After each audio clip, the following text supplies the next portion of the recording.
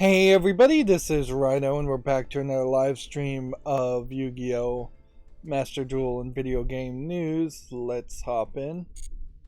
So today is Monday, March 13th, and yeah, I worked on my irrigation system over the weekend. I also got a few videos scheduled, but my macro definitely did not want to cooperate. It was just breaking quite a bit, so I only got a little bit of that done. Because I worked on my irrigation system, like trying to fix it, and basically I replaced the whole thing with just a more standard orbit manifold with standard orbit connectors connecting everything. So very little now is jerry-rigged, where everything was pretty much jerry-rigged for the system I had set up last year. The only thing that I'm kind of jerry-rigging is I have adapters there. They're supposed to go to a polytube connections, and I'm just connecting it to rubber garden hoses, cutting off the end of a garden hose and attaching it there. I did realize though that I need to use hose clamps on all of those because pressure is big enough to just burst the hoses off if you're unlucky. And there is a tool called a swagger that stretches the garden hoses out, but swaggers are specifically designed for a specific depth, despite having usually different circumferences as far as how much you stretch a usually metal pipe out with a swagger. There really is only a depth of maybe an inch or so, and the adapters on the orbit for a polytube have sticks, I guess, or the inside part that the hose would go around, whatever that threaded ribbed end would be called. Those are like 4 or 5 inches. So I'm only getting maybe a quarter of the amount of depth that I would like, and there just really doesn't seem like there is a actual swagger tool to do what I'm trying to do. So I still am jerry-rigging it somewhat, but I think with hose clamps, as long as you get it far enough that it's past a couple of ribs and far enough that you can put a hose clamp on it, I'm hoping that that will work fine. I was able to replace some of the sprinkler heads that I had set up with what were supposed to be in-ground sprinklers instead, that are much more professional and way easier to set up. I don't think I have any of the proper flow restrictors in them, so there definitely will be some areas that will just get overwatered until I rethink all of that. But just being able to adjust whether it's doing a 360 pattern or potentially somewhere between 360 and like 40 degrees, 35 degrees.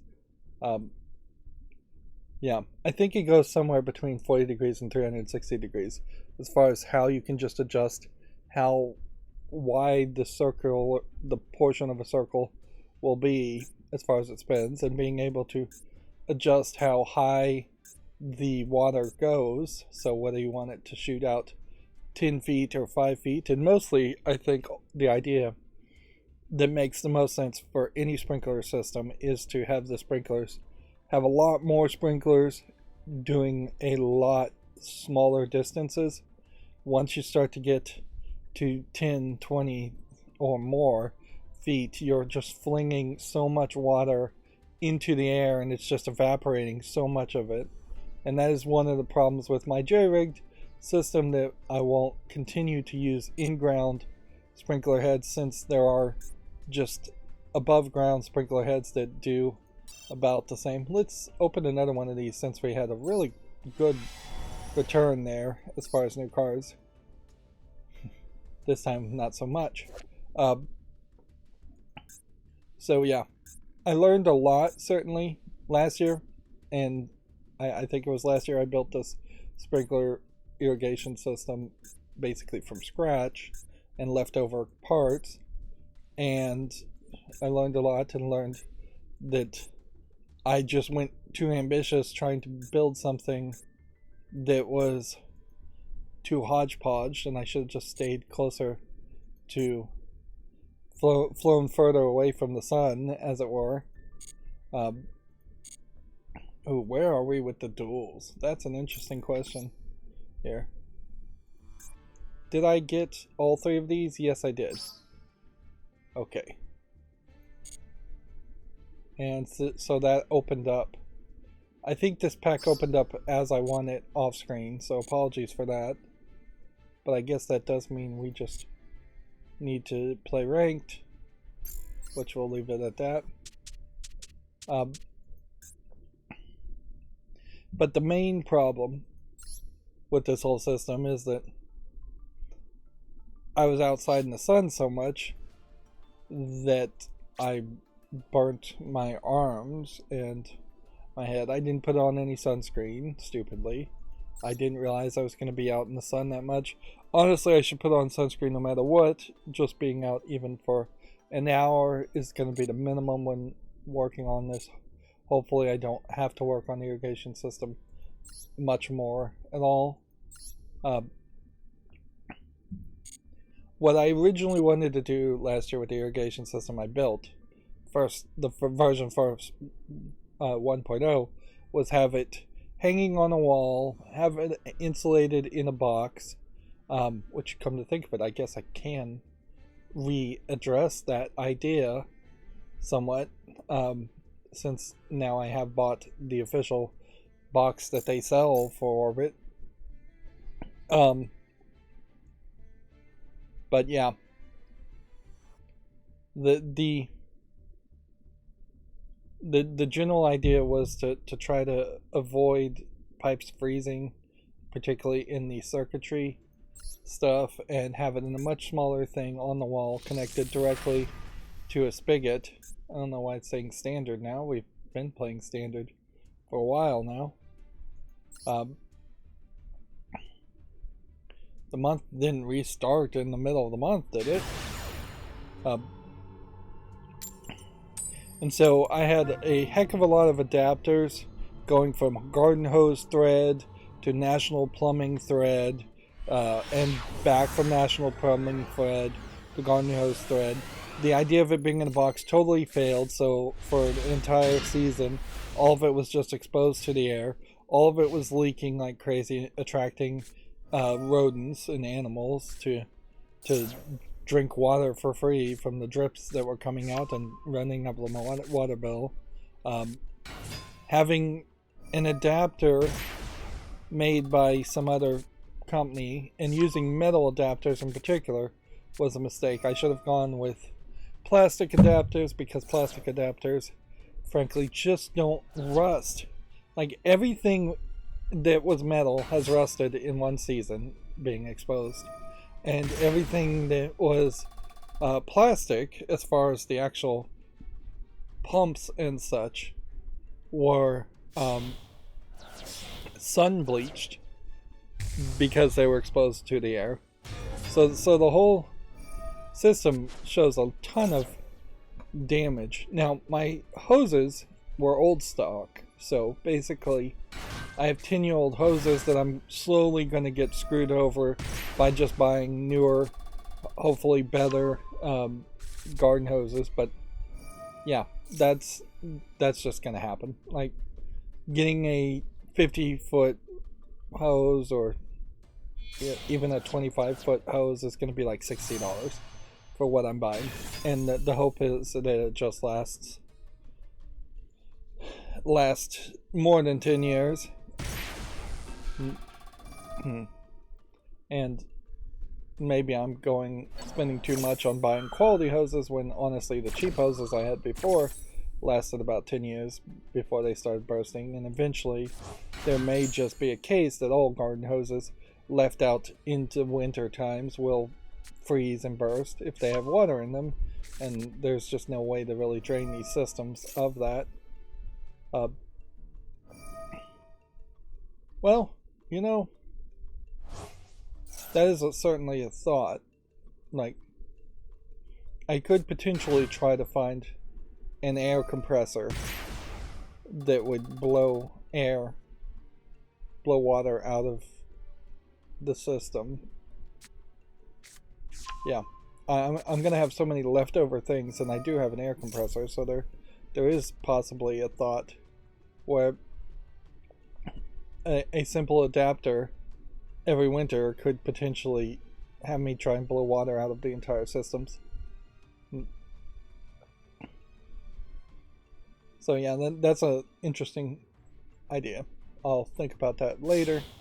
But yeah, I'm just generally going to get screwed by buying new hoses. And it's not really that big of a screw job that you're going to need garden hoses. You still have the same problem though, because I abandoned the idea of burying the PEX tube I had bought, or buying polytube and burying that. I just don't have the tools and the physical energy to bury tube. Like, plus around my house there's just stuff everywhere. There's AT&T, and then another cable internet, and then there's like there's gas and electricity and just every direction. There's several plumbing things and several other things.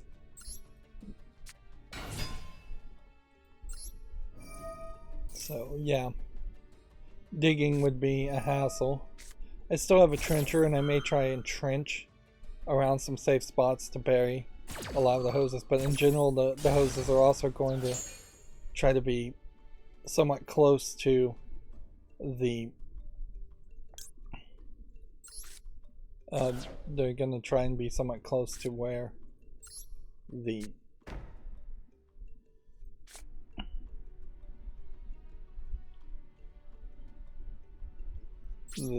edge of the house is anyway. So yeah, I'm not expecting too many hoses to get mowed over by my lawnmower, which they have done that at least once. Plus, with the better sprinkler heads, I am going to eventually just set up a whole system in which none of the hoses are really away from the edge of the house anyways, and you don't tend to edge the edge of a house with a weed eater and edger. So yeah, making a circumference or just a border on the around your house, spraying outward, is an ideal system for sprinklers anyways. You don't want water getting to your foundation or to your facade on the side of the house anyways. So yeah, I'm talking very much like I've become an expert in installing an irrigation system, which is definitely not something I wanted to do. The grass is green though. You gotta leave it at that, certainly. Like, even if I wasted a ton of money and now have a bunch of really probably useless adapters and things extra, the grass is green, and there's something to be said about that. With the irrigation system not really being buried, I could take up the whole thing. I could take all the hoses and all the sprinkler heads and just pull them out of the ground and remove the manifold from being connected to the outside spigot. And yeah, and take it to a different house if so necessary. One thing I will say is that the manifold has like four zones, four different controllers, and I bought, I believe, a 16 zone controller from Ratio 3. Honestly, I don't think it was much different in price from buying an 8 zone to a 16 zone, but I can tell you, in my current setup, unless I just started to add a ton of sprinkler heads and realized that a ton of sprinkler heads were losing pressure, I think I could easily live with an 8 zone. Even a 4 zone would be perfectly fine, because that's really all I'm using. I could certainly expand that. I could definitely see myself expanding it to add like dripping things, but not for the yard that I have. I would need basically a double the size of the yard I have. And at one point I was thinking I was going to put a whole secondary manifold in the front and not have water going around the side of my house from the back to the front, but honestly I don't think that's necessary either. So I overkilled on the ratio, but that probably was a difference of like $30 or $40 to get a 16 zone from an 8 zone. Better to have it and not need it than need it and not have it. The ratio 3 still, much like the ecobee 3 smart thermostat, or the ecobee smart thermostats, whatever they're up to now, I still think the 3 Lite is probably your best bet for a smart thermostat. Both of those have specific special programming in them, or at least they're selling themselves and claiming that they have specific special information in them and programming in them for that unique case. So they are kind of the best of the best. Yes, it would be nice if I could get it into the Tuya Smart Life system, as I'm trying to get everything into the Tuya Smart Life home automation system, but not at the cost of bad programming, which is definitely the problem with most Tuya devices, is that at best you have decent programming, at worst you have god-awful programming still in Chinese. And I would not want to have to manually program the monitoring and soil calculations that they're doing in the ratio 3, because I wouldn't have a clue as to how to actually do that.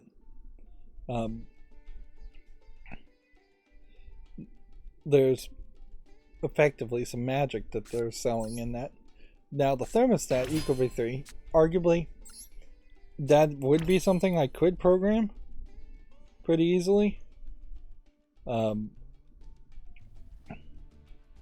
Like, the thermostat settings I have are not particularly that complicated, and the only real thing that the ecobee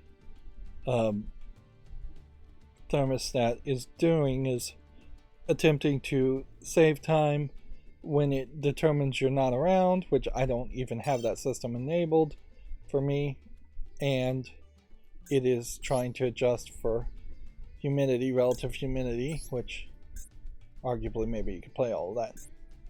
Now I do have a slight concern with putting everything in the Tuya Smart Life system, that if that Chinese company got banned or went out of business, almost every device might have real hard trouble working or being reprogrammed. You can put it in Home Assistant, but that doesn't inherently mean that it is working locally on Home Assistant. And then certainly all the Wi-Fi things I'm using, which are super cheap, don't account for a better system like Zigbee, which at this point Zigbee would be the only system I would recommend. I would not recommend Matter, Thread, Z-Wave, or anything else. Wi-Fi is fine, certainly, but Wi-Fi is also problematic just on how many different devices can your router connect to before you're having to install a second access point, which arguably maybe installing a second access point isn't a terrible thought anyways.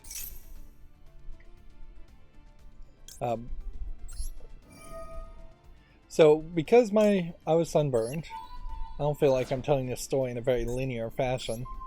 I was just in pain, and so I didn't get around to doing any pre-recorded footage, playing any more of Prey. I definitely thought about it, but honestly, I may be better off just playing Metroid Dread, playing off screen. That way, any amount of pain, any breaks, or anything like that, I could do. I could do more freely, and that'll give me an excuse to play Metroid Dread too. Also, and it doesn't really hurt that much to potentially take a longer break between the end of the main story of Prey and Prey Moon Crash. That's just in line with what the experience would have been for people who actually bought the game day one, which is almost always the worst experience.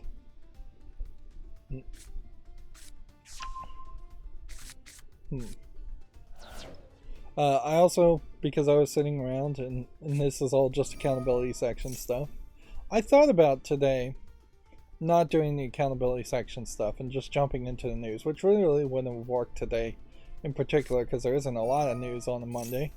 But I just don't see how to do it, really. Like, I definitely am giving it a lot of thought, because there is this whole retention time on the average retention time on my videos, my live streams, and it's about 5 minutes. Like, it's not high. It's getting pulled down significantly by people who jump in and don't even stay on the video for like even 10 seconds and then jump out. So, I mean, either that is just a standard thing that you get over by having more viewers view your videos, which inherently you're in this catch-22 where more viewers won't be suggested a live stream or a video until you have more people just sticking with it and watching it. Like, the number one free thing you can do for any content creator, including me, is to I guess just leave a video running in the background, even if you're not listening to it, to give it more viewership. Interacting and commenting certainly helps too, but just leaving a video on, like, I think would help my videos in particular quite a bit. Again, I don't know what to do about people that start watching a video and then less than 30 seconds are choosing to opt out of that and just not watch anymore. Because I can only make an assumption that it's either something about the video being presented in that 30 seconds or the audio being presented in that 30 seconds. It's either me talking or the audio balance or the video being shown. I question if maybe Yu-Gi-Oh! Itself has just become an albatross and the card game element has just become an albatross around my neck, that, like, it creates this pattern where if I stopped playing the card game, I'm not going to play the card game off screen. So I would just stop playing Yu-Gi-Oh! And collectible card games altogether. And then that would just have me every stream hop in and struggle to just warm up while covering the news from the very beginning. And that's what I can't really imagine working very well.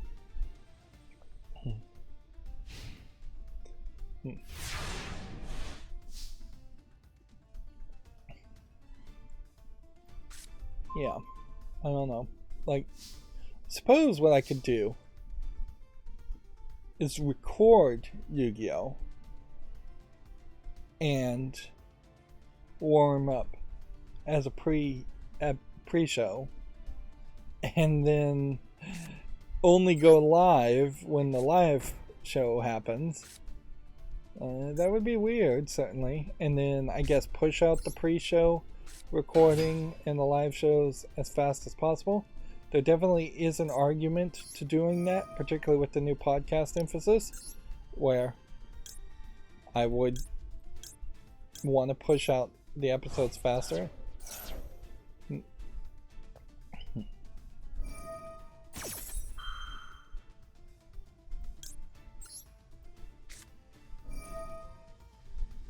Let's go ahead and toss this card.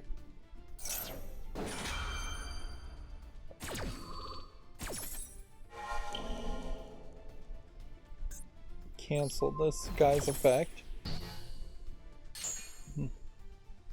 Summon this guy. Activate this effect. Activate that effect. I did find that deeply hidden in kind of a new system in the Tuya system, the smart home savings system, that they're actually trying to sell you something and have you pay for a premium service there, but in that there is free stuff. They do have an ability for all the smart bulbs I've installed, even though they don't have power monitoring enabled by default built into them. They do have the ability to be labeled as just how many watts do they use. So the latest batch, in which I bought a bunch of smart bulbs, are like 8-watt bulbs, and the first batch I bought that were slightly brighter are 11-watt bulbs, which would be the equivalent of about 110 watts of a regular bulb. So it is at least a 10% savings. And so you can go in there and just say, this bulb is worth this watts, this is worth this watts. Now, I don't know how calculated that really is going to be as far as the calculating of the usage there. It could be something as simple as when the bulb is on, they calculate that on time by the amount of watts to get kilowatt hours out of that. So for every hour that the bulb is on, that's 11 watts. Or it could be a little bit more complicated, in which they could take the dimness, because a lot of the bulbs are on at like 1% dimness or 5% dimness, so it should ideally take the on time and multiply it by the brightness, the dimness of the bulbs, and not just assuming that it's always at 100%.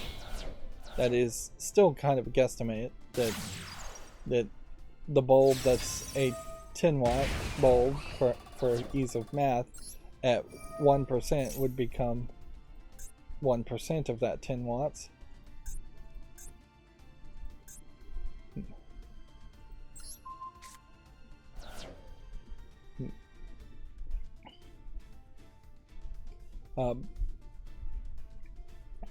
But yeah, that's a nice feature. And hidden in that new feature, they actually have a thing called routines, which are different than scenes. So it seems to me what they're doing is they're introducing the idea of routines as yet a third timer element that's probably just new code and new programming, and they're just giving up with the idea of scenes working in the similar ways, because it really is fairly redundant idea.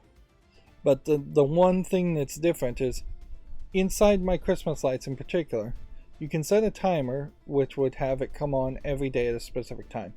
Fine, that's very simplistic, but you can't say specific days, and you can't say even really, I think, specific days of the week. You could probably through scenes do specific days of the week at best, but there really isn't much added functionality by going through a scene instead of going through each device's interface that's custom to its device as far as timers. Under routines, if the routines let you manipulate that device, which a lot of devices aren't controllable by routines, it's like they're just redoing all of their code with their third-party hardware developers.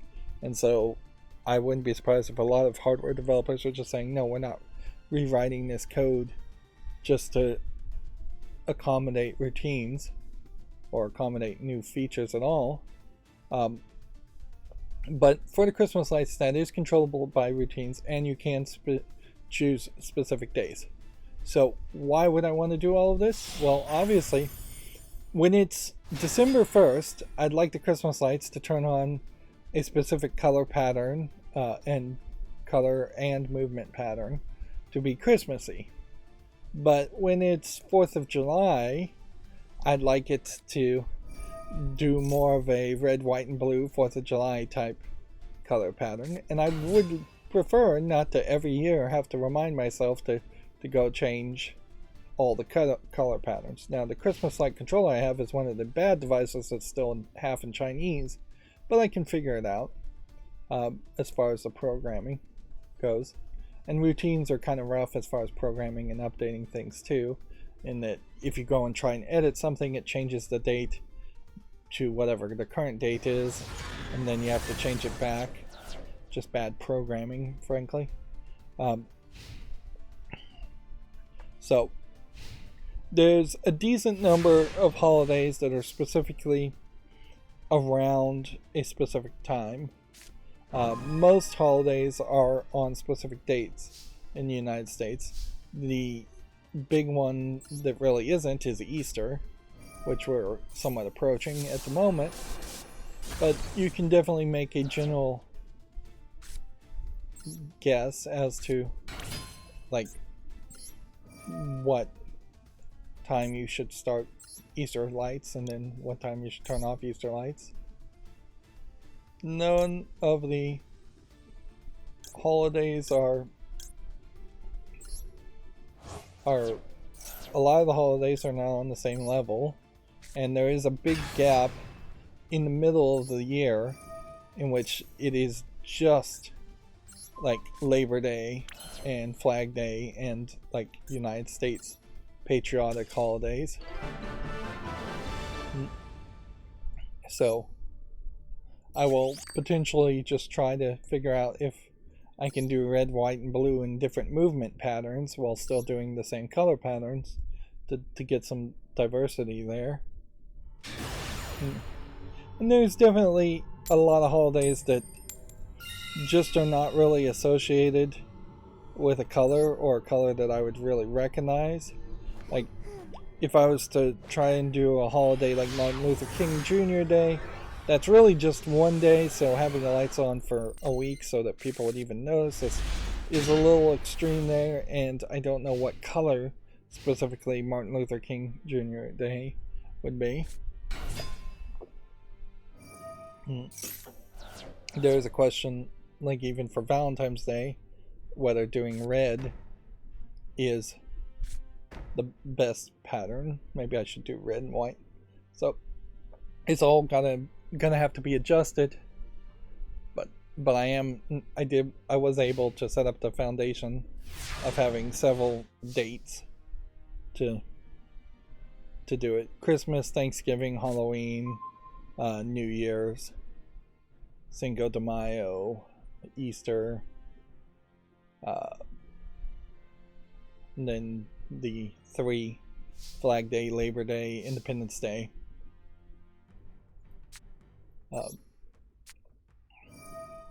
There are other holidays, but at a certain point, if you're doing Christmas lights on the outside of your house to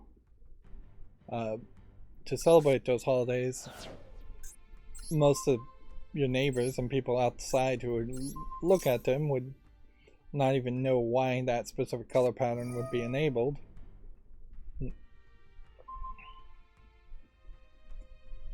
I could potentially try to do like the first day of spring, summer, fall, things like that. Do seasons. But that's kind of it. And then I did definitely have a thought at some point that I was going to have the fire alarms blinking red lights if there was an emergency. And there is at least one movement pattern that is pretty obnoxious, so I could see using that as a way of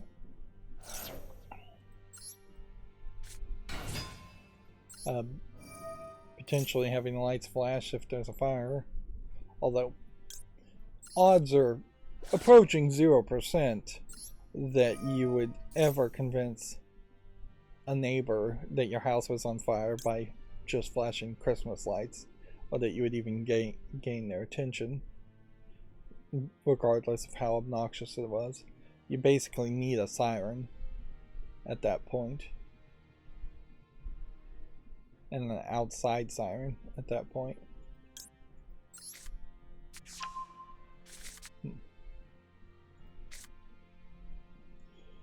Alright, let's go ahead and summon this too.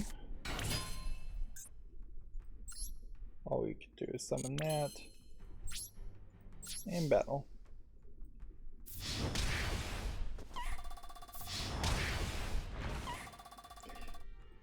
I will say, wrapping up this kind of rambly accountability section, which is just pointing out that I really didn't make any footage, I did start to program the numerous into the scheduling too. Yeah, instead of using the number sign, I'm using a numerous sign, which is a big N with an O, small o with a line under it. It's one character in Unicode. I kind of feel like there should probably be a space in between it, but my programming really wouldn't work as well. I didn't want to reprogram it to add a space either, because that just takes up one more space. And you're fairly limited on the length of a title in a video. Anyways. But yeah, I was able to start that programming. But yeah. It is very weird how, if you're just not in the mood, if you're in pain, I'm just not in that mental subset to make video game content, but that does mean I can certainly do other things, even if they are kind of pointless things, such as also watching, like, I think I watched the first 3 Naruto movies. I will say that the Naruto movies are much better animated. There was a lot of sections that were kind of repeated or just very cheap animations, still animations, characters just not moving at all for a few seconds in the TV series. So it's better animated, particularly the 3rd movie felt particularly animated better. Although I question maybe the artistic style of at least one of the new character designs. And then you also have to certainly question, in the 3rd movie that I saw, they'd given Naruto and Sakura new summer outfits, and there definitely was some lewd angles at which Sakura's belly and shorter top was being kind of ogled. And if you question if it's just me, in the end credits they straight up make an effort to show Sakura in a 2-piece bikini playing on the beach with Naruto and Rock Lee as the 3rd character in that movie in the background, far in the background. So yeah, it's like the movies are aging up. Although, also weirdly, in the 3rd movie, they're reintroducing Naruto very early in the movie, just with a narrator, like, with the narrator just describing his story. That is one annoying part, certainly, about the Naruto movies that I've seen so far, is that every single movie Naruto, either through speech or through someone else or through flashback, goes through his main character development at the very beginning of the series, and that he was ostracized for having the fox spirit in him, which I still question how many people of Naruto's generation, how many of his friends even know there's a fox spirit inside of him, because they definitely don't talk about it.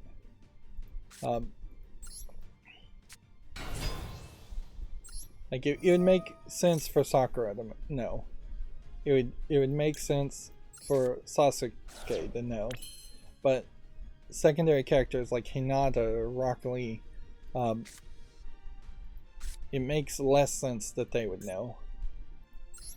because it was supposed to be kind of a secret, but apparently it's just being talked about in whispers in the background.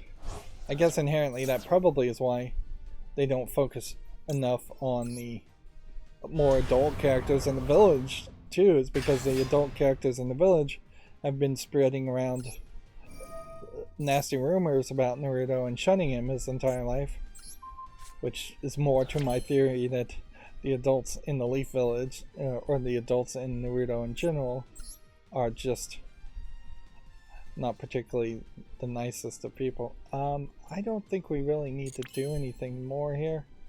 Let's activate this effect. Toss this. Put this here. And let's just win.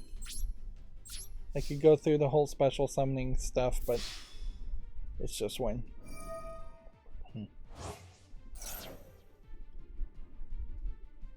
Oh, he's got some kind of trick.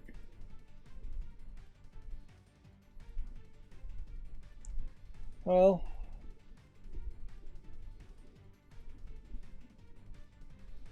if this Dragon Maid stops this guy,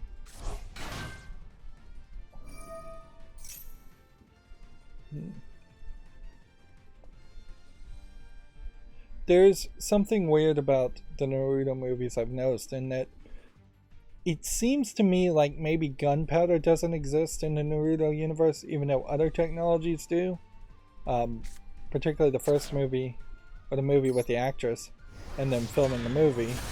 Like, you definitely see they have like film technology in theaters and straight up, I guess, hologram projectors and recorders. Technology. If anything, the technology is more advanced in Naruto's universe, but I don't think they have gunpowder. There's a point in a different movie where you see a ship firing cannons, but I'd be willing to suspect that that's either done with chakra somehow to shoot a cannon, or steam. But definitely I've yet to see anything that would imply that there's a gun, or any kind of like gunpowder technology, which is ironic that Asian country would would not have gunpowder technology. Oh man, I guess I should have special summoned this. Alright, because I can't get Zeus unless a Zodiac card had attacked, and a Zodiac card hadn't attacked. But at some point in the Naruto movies, they also got radios. And that doesn't make a lot of sense, because very memorably at that 9th season, at the very end of the TV series, they were communicating using insects from a far distance. So unless there was something about being radio silent there, I just don't recall the series ever saying anything about them having radios to communicate with each other. And if that was the case, then I also don't understand why there was a carrier pigeon in the last season. So at some point, with different people being in charge of it, it seems like the move was taken to say that they had radio technology and they could somewhat communicate with each other. Maybe it's incredibly short-range radios, and maybe that's just better explained in the manga, which I imagine a lot of things probably could be very easily better explained in the manga. But I do think that the movie is probably getting a little bit better, having better budget. Inherently, the movies, even if they are only about an hour and 30 minutes long sometimes, they work better than having a 3-part TV series episodes where basically the same thing was happening. The first movie, as far as the timeline, does not quite make the most sense, because Sasuke is involved in the first movie, and then the second and third movie just has Naruto doing what they were doing before, in which he gets paired up with a couple of other characters. And being movies, you would think that they could possibly spend some more time bringing more of the characters instead of just having a squad of 3 still for these missions. But they kind of don't, because they have to add new characters for the movie that you'll never see again as being the people that they're supposed to protect or interact with, or the person that brings the center of the focus in the new story to it. So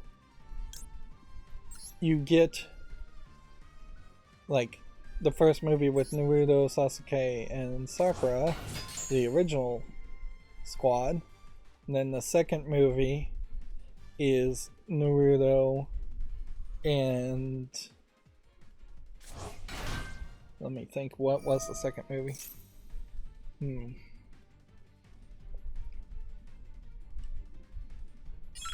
Did I literally only watch 2 movies and think I watched 3?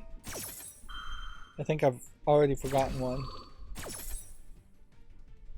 There was an actress and The Land of Snow. And then the third movie was The Land of Moon, and it was the kid and the spoiled prince.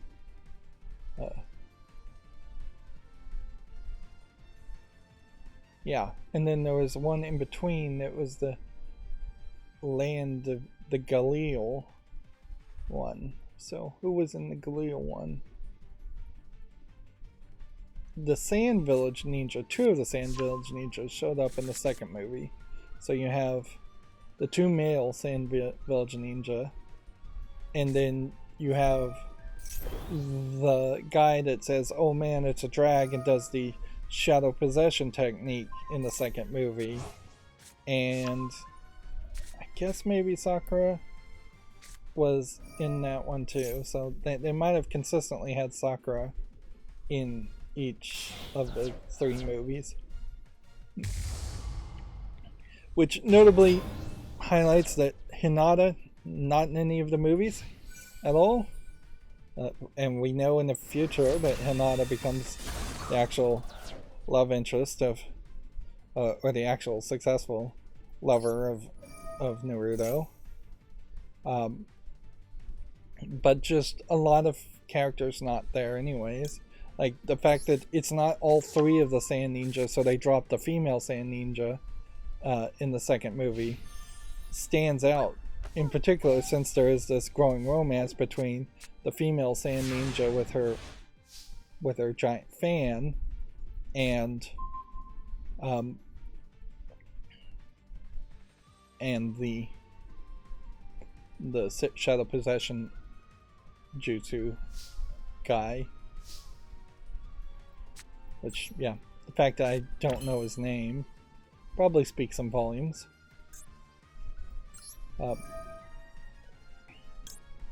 But yeah, you would think they would go with at least 6 squads.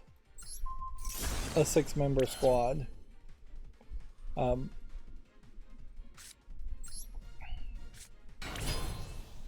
To have more characters. Or you would just see everybody show up at the last second and do even like one cool attack animation. There is definitely new attacks showing up in the third movie that I never saw Naruto learn, so maybe these movies are supposed to be after like a season 10 that I haven't seen. But yeah, it definitely doesn't feel like there's a good watching order on Netflix, and it's very questionable whether it's worth the time.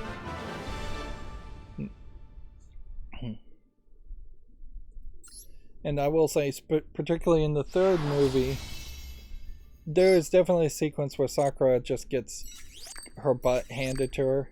Sakura has always been shown as being very strong as a character, but actually very poor as a fighter, and not having anything other than just the healing techniques to rely on. I think I heard she gets a lot stronger later on, but yeah. When she is actually just kicking and doing standard karate moves in the third movie, and she's about to get kicked, and their sensei guy has to swoop in and save her from a faceless no-name goon, that's rather insulting.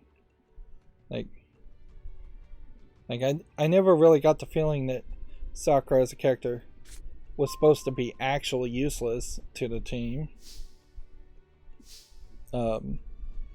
Just that she wasn't in any way comparable to the super strong Naruto or Sasuke, who's also super strong.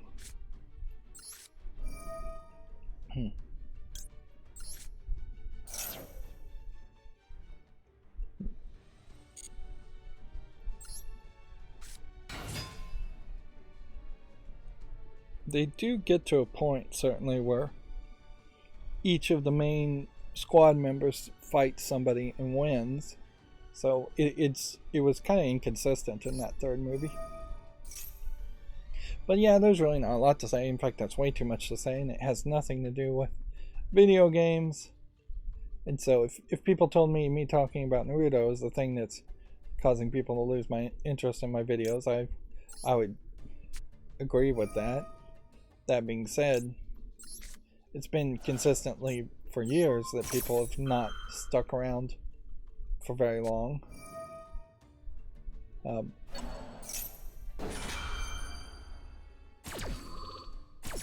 As far as just sticking to live streams.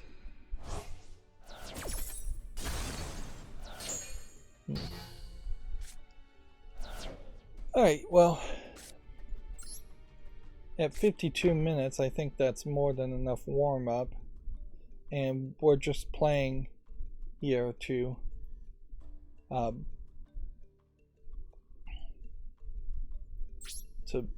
get ranks, which is just the most basic type of gameplay, so we can start talking about the news.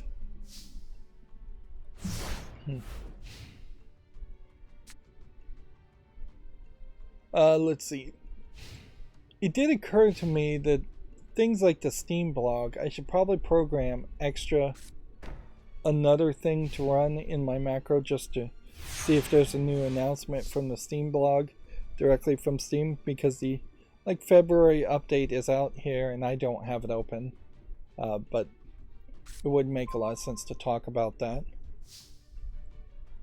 I also was looking at r/games or r/gaming instead of r/video games. There's this desperate, very possibly stupid and pointless thought in my head in which I would like to be able to put the YouTube Shorts up as something. Oh, I think I messed up there. I think I messed up big time there.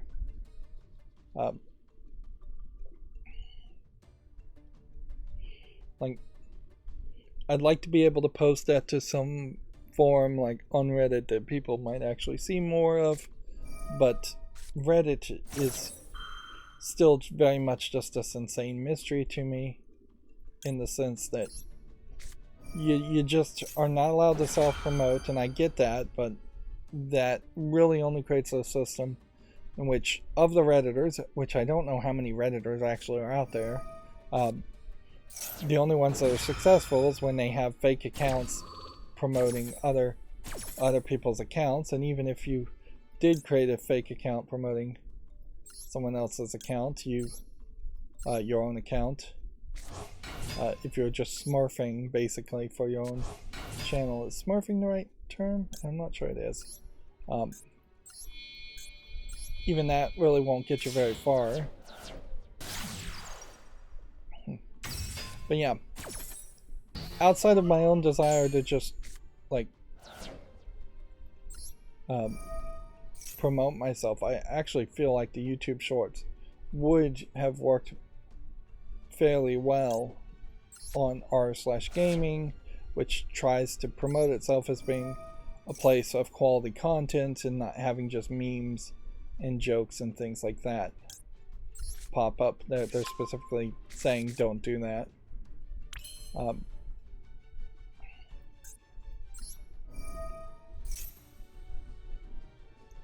So yeah, I don't know.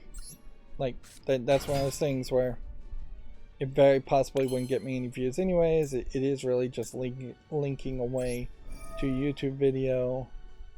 But there is definitely this thought of having these YouTube Shorts appear somewhere else, because particularly as short form content, it would make a lot of sense if the shorts just played in an embedded player on Reddit or on Facebook or on Twitter, which at some level that may happen, but at some other levels it may very well not happen. And honestly, I probably am just kind of obsessed about Reddit in particular, whereas I wouldn't be surprised if a lot of people don't go to Reddit.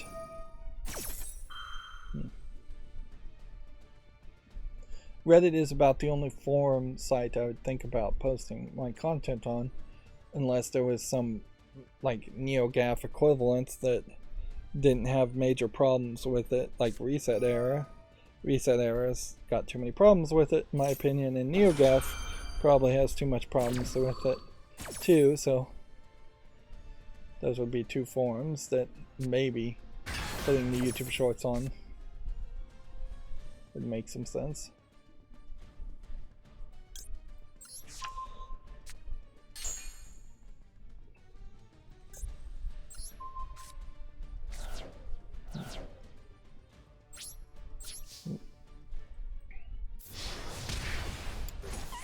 But yeah, it definitely feels like if I just tried to automate that process, which is really what it would have to be. It would have to be an automated post.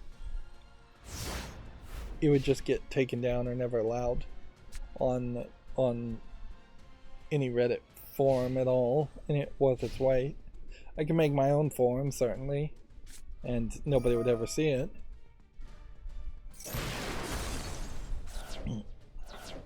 I guess that might be an idea. Can you make a subreddit? Probably.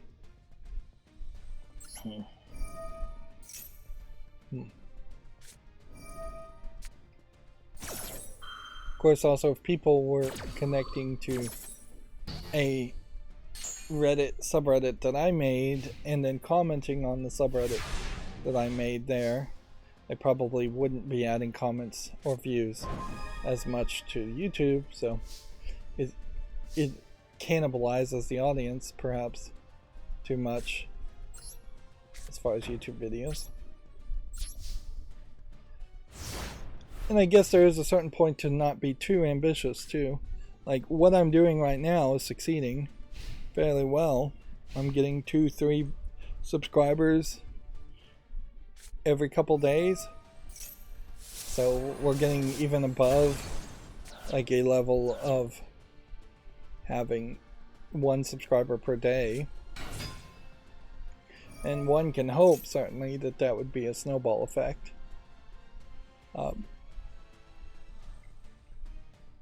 Although in all honesty, even if I did tomorrow have 1,000 subscribers, watch time still would be a concern, but that's fine. Like, I'd love to meet one of the thresholds and then find out I need to wait 2 or 3 months to get to the other threshold and have the momentum to actually feel like I could, that's doable. Yeah, having like 1,200 subscribers instead of 1,000 subscribers, since the threshold is 1,000, would just give you a bit of a buffer anyways.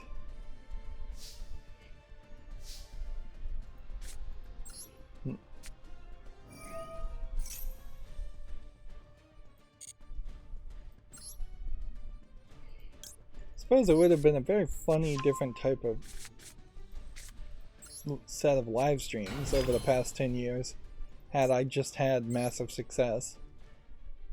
Like, I definitely would have less to talk about, certainly, or I would sound like most successful live streamers and YouTubers who are complaining about more pedantic things, for lack of a better term, when YouTubers are complaining about cussing or complaining about a single video getting demonetized.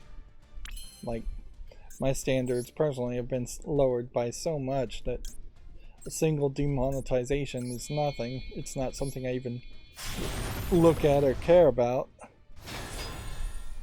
Whereas big YouTubers make it out like they can't possibly make another video to account for one not doing as well. Although maybe that's the secret to their success, is that they literally cannot make another video to accommodate for a poorly received one, because that would push their videos down in the recommendation engine too much. Okay. Let's see if this works.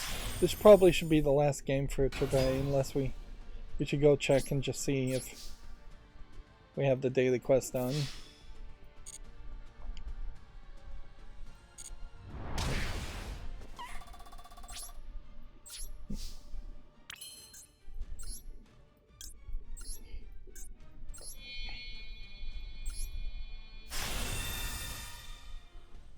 I guess I probably have crossed a bit of a line as far as the YouTube shorts too. Like, I kind of hated being pushed into them, but the fact that they're succeeding and that they're automated, I kind of have grown to kind of like them. It's stupid. There's really not a lot to like about them. They're generic things and simplistic things, but I definitely like the views I'm getting from them, and I definitely like the response and comments I'm getting from them. Arguably, maybe some of these are not getting enough views. I may have flooded the market a little bit too much in time frames, so there may be an argument to moving YouTube Shorts into later time frames, and separating things out instead of having one come out every couple of hours in the mornings. We'll go and just set that.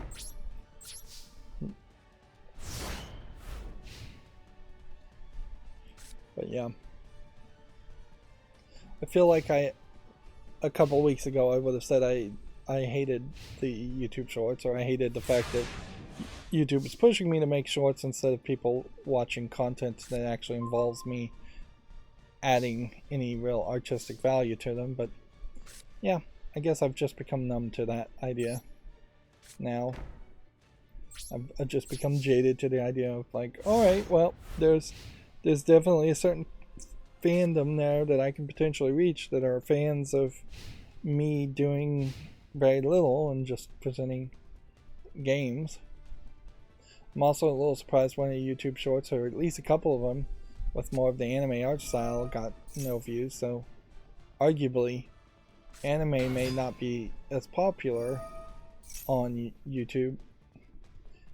I guess I could kind of see that too, because with the exception of Crunchyroll putting anime on Crunchyroll's channel, I imagine a lot of anime stuff has just not been allowed to be presented on YouTube in general.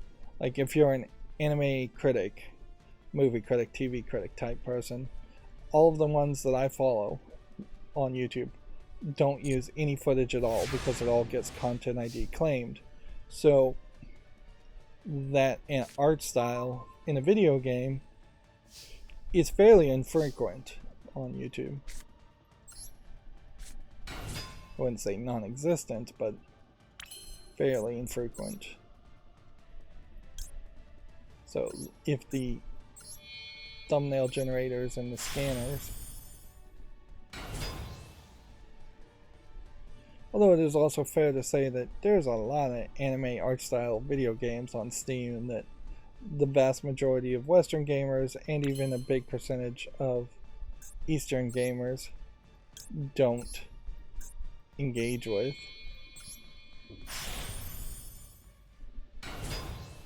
Hyper-realistic CGI type art styles are more popular. Touch that.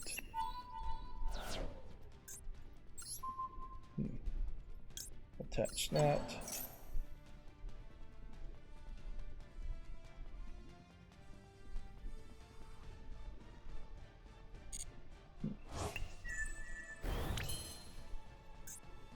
Summon this one.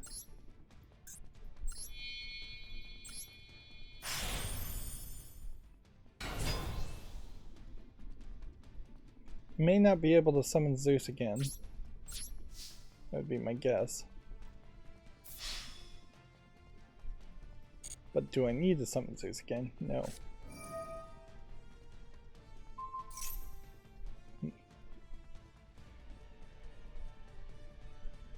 I don't think there's anything we can do here.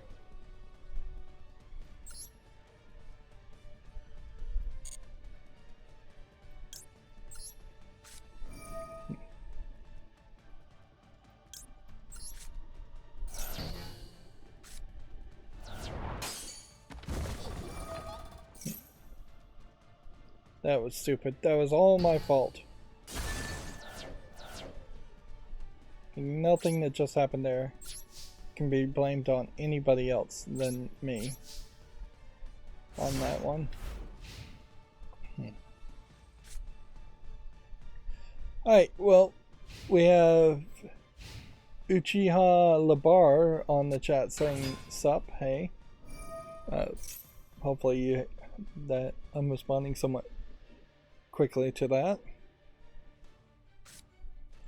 Libretto, as we start to go through the news, I tried to start like 30 minutes ago going through the news and then got distracted. They are doing a longer set of posts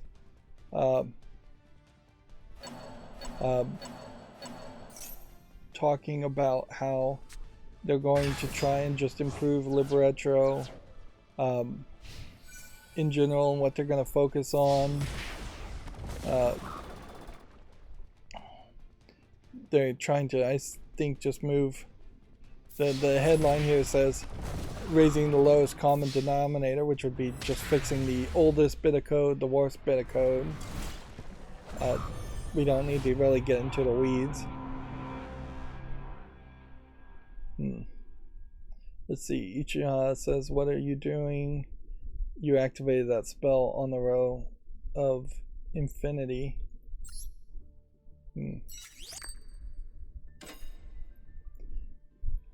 There's a delay, so I'm not sure what he's specifically referring to, but Infinity Imperium. But the answer to what I'm doing is playing badly.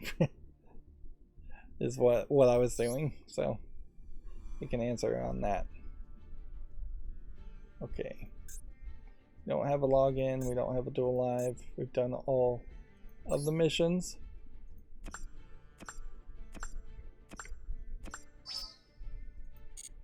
It's important to point out also that I unlocked a new secret lifetime deal. This says secret deal over 8,000 damage in a single attack. 1 of 20, and this would give you the strong arm title.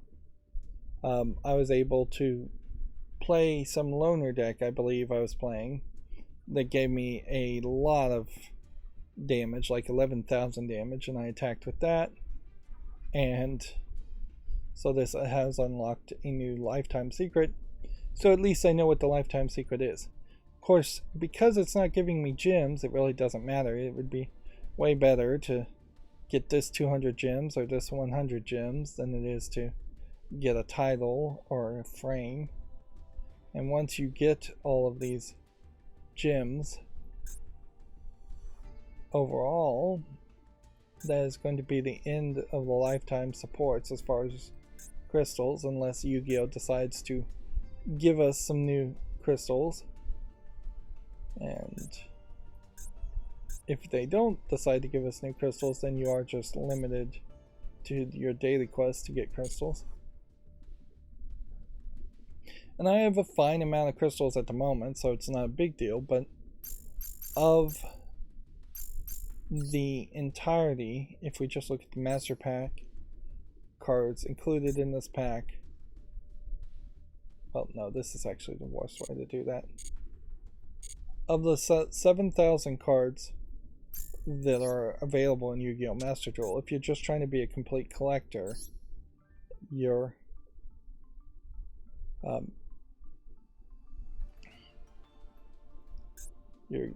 probably not going to get everything, or at least one of everything, by the time you get all the lifetime goals collected. This is sorted by the number owned.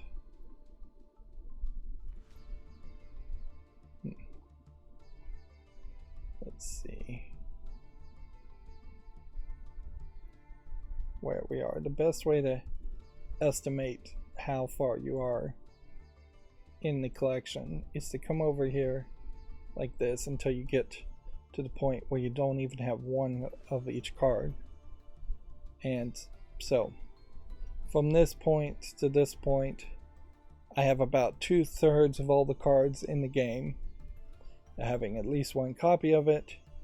There is a significant number of normal crafting points that I have, so I could theoretically run through this and try and get all these normal rarity cards, although you wouldn't want to get a non-effect monster first. You would want to get all the effect monsters first.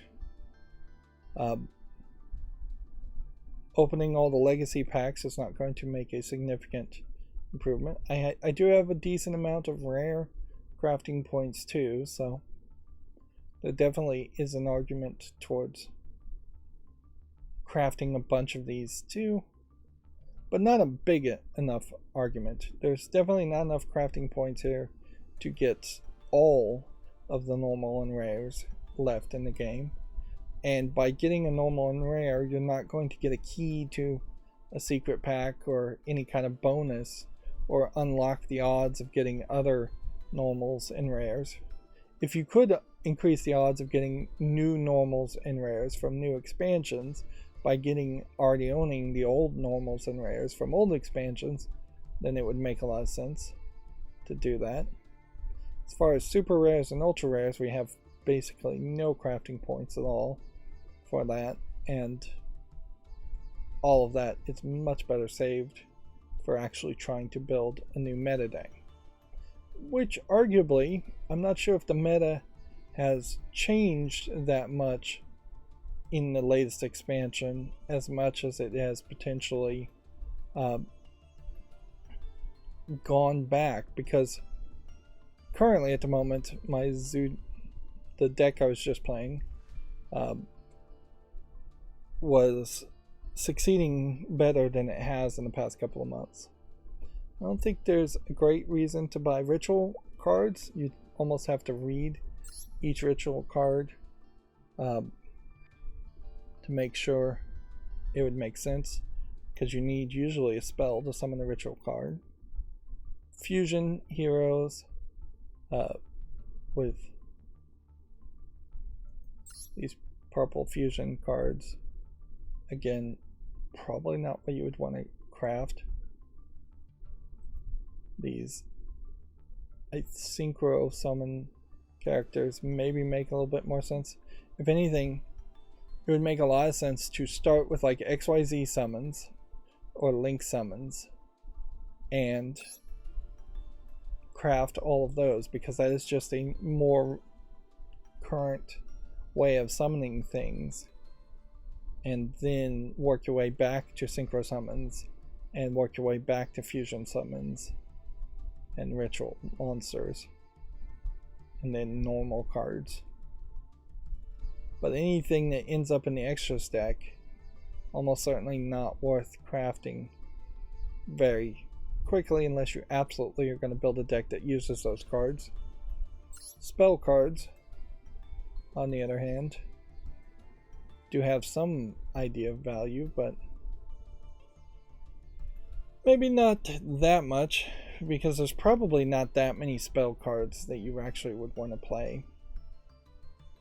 Yu-Gi-Oh! In particular does have that problem, in which they have over tens of thousands of cards, over 10,000 cards, and yeah, I bet there's less than 100 actual spell cards you would want to play, unless you're playing a very specific deck that has a specific card that is necessary.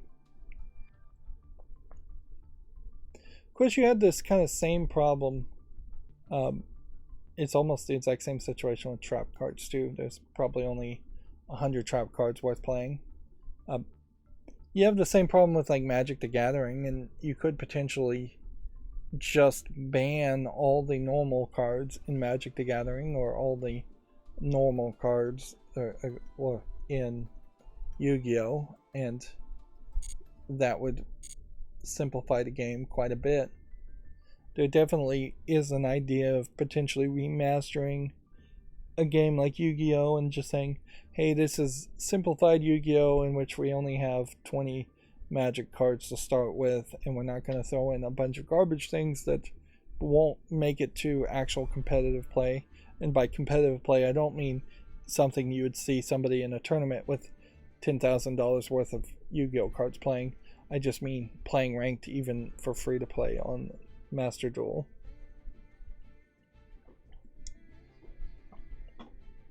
Particularly in a digital format, when you're no longer doing the loot box thing, which that is where a game like this could really change, is if the laws get put in place where you can no longer get a card pack loot box like this, and when you open these you can no longer have garbage normal cards or rare cards that don't really matter, then there would be considerably less reason for these kinds of cards to exist. Instead, you would be closer to like a deck building game where everybody has the same number of cards. Everybody buys an expansion, and in that expansion there is 3 of every card from that expansion series. Alright. Scum VM is ready for testing as far as the games Siberia 1 and Siberia 2. So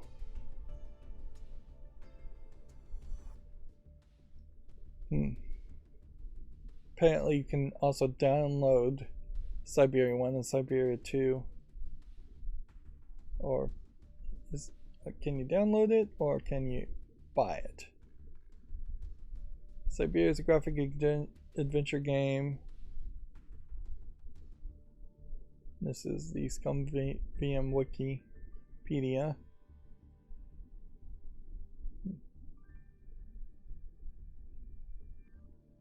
Okay, so if you own it on Steam,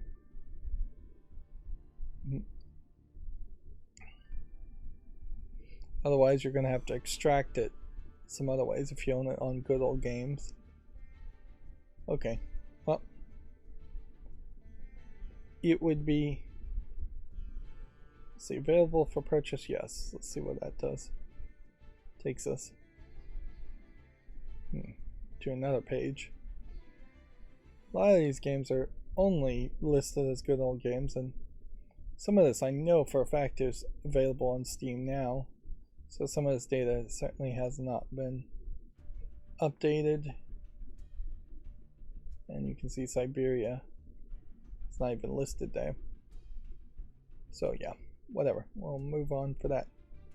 Yep. This has nothing to do with video games. Okay. It's just ZFS stuff. Which I've spent more time following ZFS than I have actually implementing ZFS as a server file system at this point.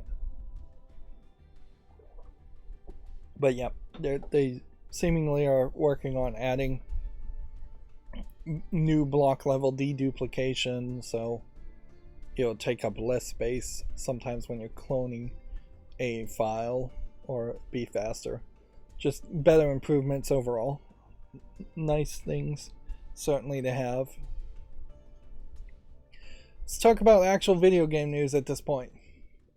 Yeah, I started with the ambition of this stream that I would just jump into this news immediately and not even play any Yu-Gi-Oh! And here we are now, and 20 minutes into it, and yeah, I have not gotten anywhere close to accomplishing that. Let's go ahead, just make sure we've got the blur enabled early. Which I guess at a certain point, if I literally just recorded all of this point up to this point as pre-show, and then hit the record button or hit the stream button while I was already recording, that would almost make a different experience. Yeah, you'd almost have to hit the stop button to stop recording and stop streaming. You'd hit the stop recording button, then you'd hit the start streaming button, then it would automatically start recording again and make a different video.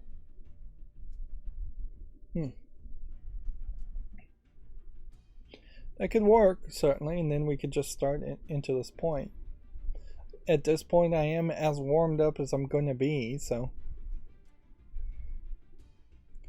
I guess the question is, I need to get subscribers first so I could do a poll, and then at some point I could do a poll that says, hey, do you want to see the Yu-Gi-Oh! Master Duel stuff live, or do you want to see that pre-recorded?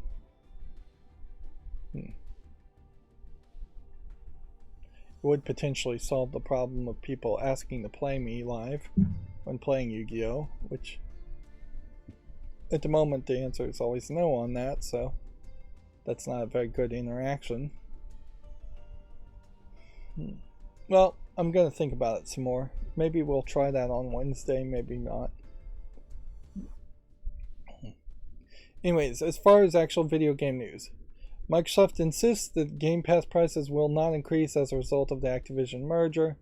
I think Game Pass prices probably haven't gone up in a while, so inherently, even if they raise the prices right now of the Game Pass, they would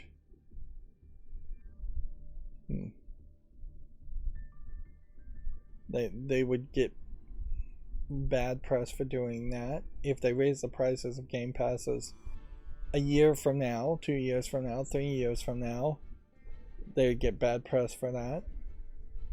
In general, I don't think Microsoft is looking to increase the Game Pass prices because that has not been their goal.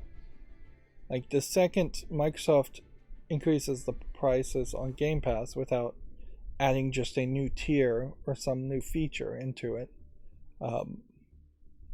would be the second that Microsoft admits that it has hit a level of saturation as far as Game Pass subscribers. And that's not where they're coming from at the moment. Right now, they're coming from the moment that they want to keep it low to get as many people on Game Pass. There is still, right now, a very good argument that if you're a parent and you're looking between buying your kid an Xbox Series X or a PlayStation 5, the kid's been really good or saved up his money, and you're helping out.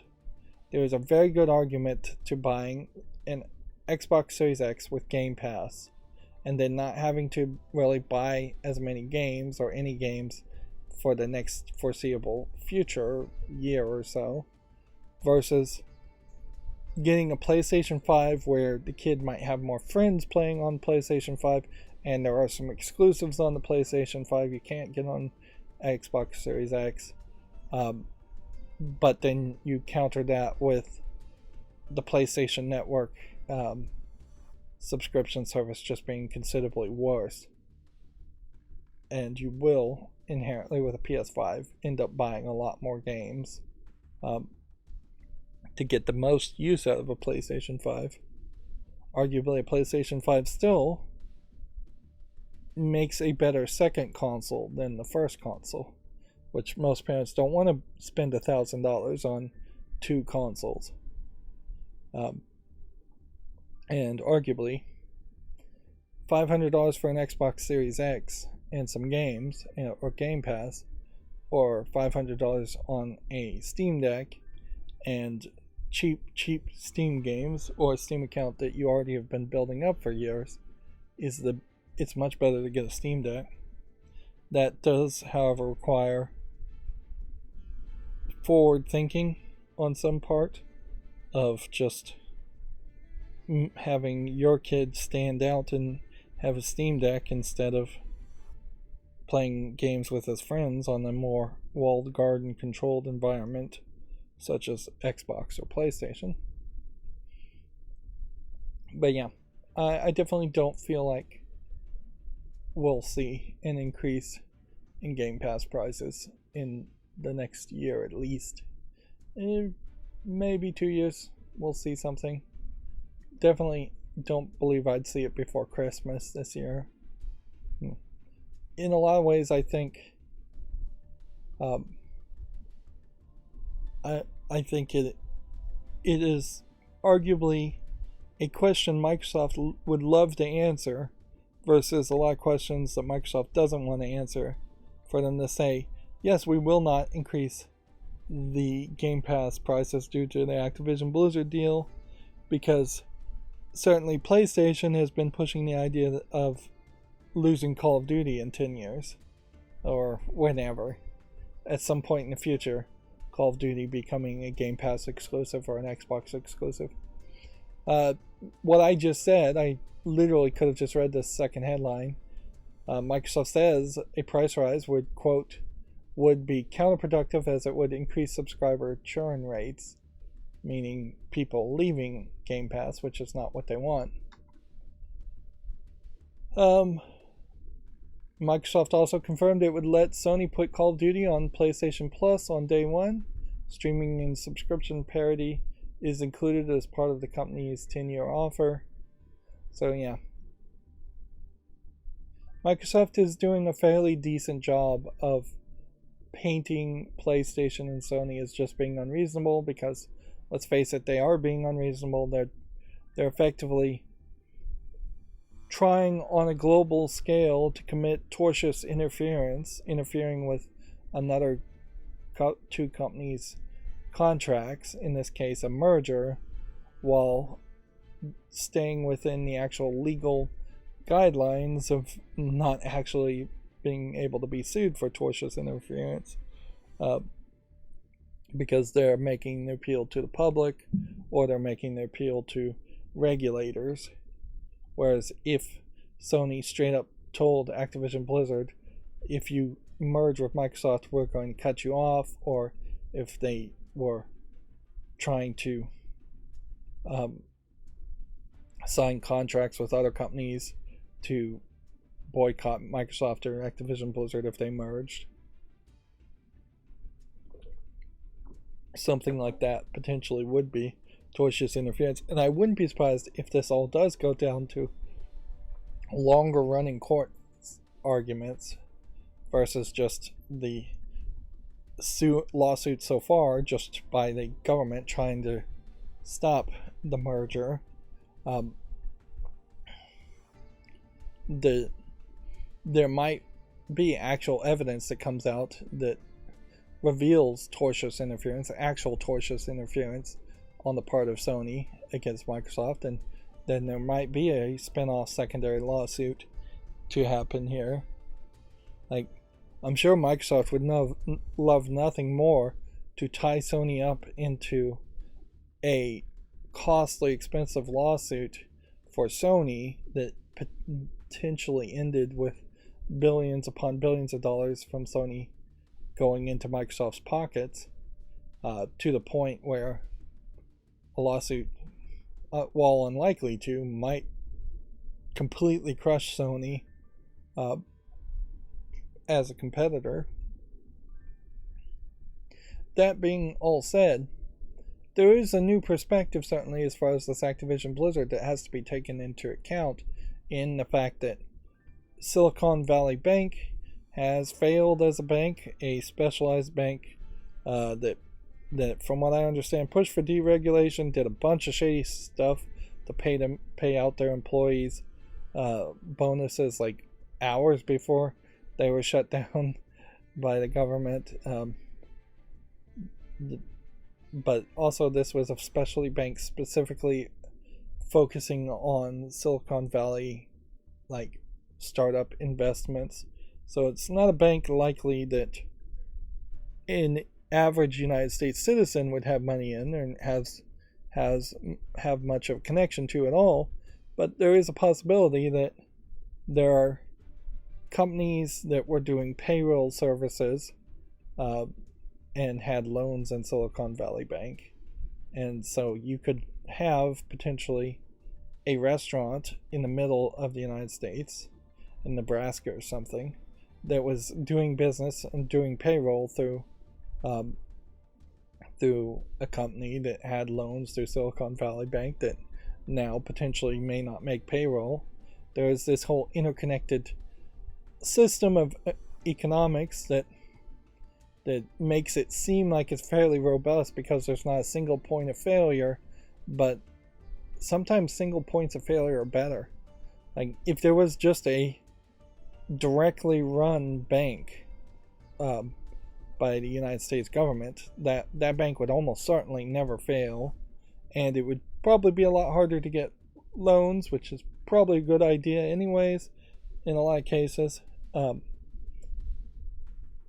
And at a certain level in the United States, we do have an incredibly weird banking system in which the Fed is sort of a government agency, but sort of not. If anything, it's a true example of almost a deep state entity, in that it is always in power. The Federal Reserve, it's always in power. The people are not really elected to power. They're not under direct control of the government. But then you have the Federal Reserve and the federal banks loaning to a bunch of other companies and banks, which is fully independent. Just seems very weird that there's no consistency there. Of course, then you look at the Chinese banking system, as I understand it, where all the banks are run directly by China, and there's just no way to actually invest or save money through the Chinese bank. There's no interest given or anything at all, and that's why there's a lot of investment in real estate in foreign countries or even inside of the China. There was another bank that failed too. So my whole point on this rambly point, since it mostly isn't going to affect many video game companies, there's probably going to be a couple that had loans in Silicon Valley Bank, but people with loans less than $250,000, or people with money in the bank less than $250,000 will almost certainly get all of that back. People with loans may not get that credit or that money loaned to them if they were getting those loans in payments. But yeah, I imagine there's a couple indie companies that may have had a loan there. But yeah, this will be a good experiment to see how well that FDIC insurance happens, if it even really happens, because there's definitely a lot of politicians that are just pushing to bail the banks out too, and there's certainly a lot of average citizens that say no, don't bail out the banks, particularly in the case of Silicon Valley Bank, in that it is this bank that specialized on taking extremely risky business loans, or making extremely risky business loans on startups, and doing things that you just wouldn't expect to see in an average bank. Like, most average banks take real estate loans, make real estate loans, which are fairly safe, and they make small business loans, which are not safe, but they balance it out amongst the community in multiple types of small businesses. And then they make small personal loans and general individual banking services like checking and savings accounts. And they try to balance it out to be fairly diverse there. Like a bank that specialized only in Silicon Valley startups is not diverse enough to have that stability. But yeah, with that example, I think the point I was trying to make, and I'm really rambling here, was that may start to color the idea of just having big business in general. That there is definitely a great argument to getting rid of a lot of big business, or allowing a lot of big businesses to fail, or stopping medium-sized businesses from becoming big businesses. And if you're taking that very broad concept and thought to its extreme, I could see a push to stop the Microsoft Activision Blizzard merger. I could see pushes to just stopping a lot of mergers. That certainly could be a case. I do personally think there is an argument for having smaller businesses overall, because we need businesses to be fairly inefficient so that they would actually hire employees and overpay employees, and not just optimize to the point where everything becomes Amazon.com and the only people that can get any kind of job at all is working at breakneck paces in very low, poor working conditions in Amazon shipping facilities. Of course, I always have to point out, universal basic income solves a lot of problems, and it breaks a capitalist system of which the United States is built around, and most countries are built around. It starts to chip away at that being the only system and the only way to do things. Certainly, we are continuously moving towards more automation, and we're seeing that with a lot of clickbait stories as far as AI generation and stuff like that, but just robotics and automation.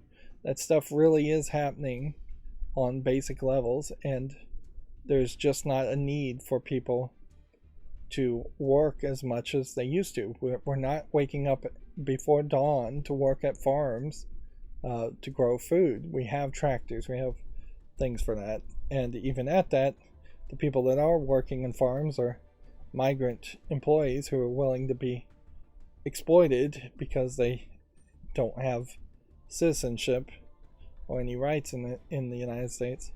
An average United States citizen would not be capable of working on a farm and would just end up on the street, homeless or starving to death. And yeah, it's actually a good thing that automation is happening. We just need to realize it's a good thing and get rid of most support programs in favor of universal basic income, which would just be a more efficient process. You don't need, like, if you include health insurance and universal basic income, that solves major problems in the United States.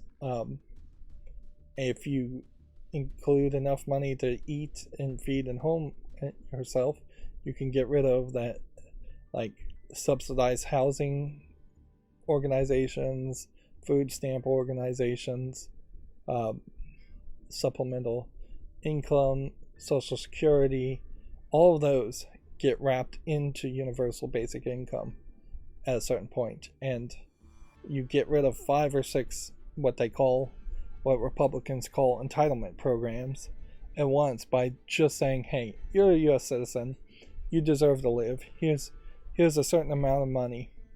It doesn't have to be even like anywhere as complicated as most of these systems are, because you can just say, "Hey, every average citizen gets $100 a day, $75 a day, $60 a day." It doesn't have to be even that much. That it's just straight printed from the United States banks and put on and handed to people. You could certainly overcomplicate it like food stamps and only have a specific types of foods that you can buy and purchase. But why complicate it? I think I could do pretty easily living on $100 a day. I wouldn't live great. I wouldn't be in a mansion. Couldn't buy a fancy car. But $100 a day is not that hard to live off of. Of course, a lot of that certainly might go to bills. So you might want to recalculate at that point. Anyways, when I'm talking about UBI, I'm probably rambling, or talking too much. Let's move on. Hogwarts Legacy's latest patch includes quest, audio, and DLC fixes. Good to hear. It's nice to see them still supporting Hogwarts Legacy, although there's really no indication that they wouldn't support it. Seems to be a very, very successful, very well-received game. There is one thought, certainly, in that I just don't generally know what the story and narrative is, which I guess means I just haven't been spoiled on it. This is quite a long list of fixes. But I wonder if, as far as Hogwarts Legacy goes, if they're going to add an expansion. Because it really does feel like there should be an expansion with 3 or 4 other schools around the world that you could fast travel to, as far as just an expansion. And in a lot of ways, Hogwarts Legacy feels like it really should be shifted into something like World of Warcraft, where you just could constantly play it, or that they could constantly add more content to it. Elder Scrolls and Skyrim kind of has the same issue. Is if you were going to come out with the Elder Scrolls series and Skyrim today, you would bring out a world map like Skyrim, and then you would just add a whole new world map to the left, to the right, to the bottom, to the top, as far as just expanding the areas more and more. As World of Warcraft, I believe, did, adding whole new islands. Sony claims Microsoft could release buggy Call of Duty games for the PlayStation consoles. It tells the UK watchdog that Activision merger should be blocked or Call of Duty divested. That's a interesting, although almost pointless argument. And you can see they are just throwing spaghetti at the wall at this point to see what sticks. At any point, Activision, whether merged or not with Microsoft, could put out buggy Call of Duty games, and arguably already has, I'm sure. So, yeah.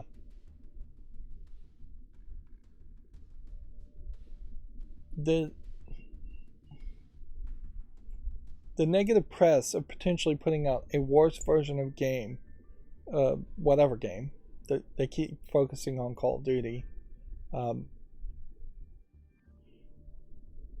But yeah, I wonder if in part why they keep focusing on Call of Duty is because Activision is actually in the UK, and that's the only one they can really reference, whereas all the Blizzard games very possibly are in the United States, and the King games are in Europe. But yeah, the negative press of Microsoft, if they released a considerably worse version on the PlayStation than the Xbox, would be pretty devastating, particularly if Sony was singing the praise of or echoing that idea that it was worse on the PlayStation.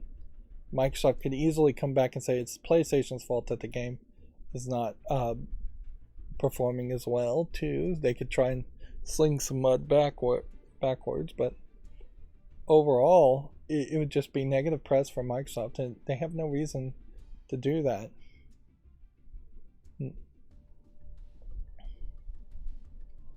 Yeah, I just seems like you potentially have lawyers here pressing an idea that they were given to focus on Call of Duty in their arguments, and they were given this mandate potentially 6 months ago once all of these talks started. Like, it's very believable that Microsoft and Activision Blizzard called Sony and said, hey, we're going to try and merge, and Sony said I'll see you in court at that point, and immediately called the lawyers and started this case, because Sony definitely should pivot away from just Call of Duty.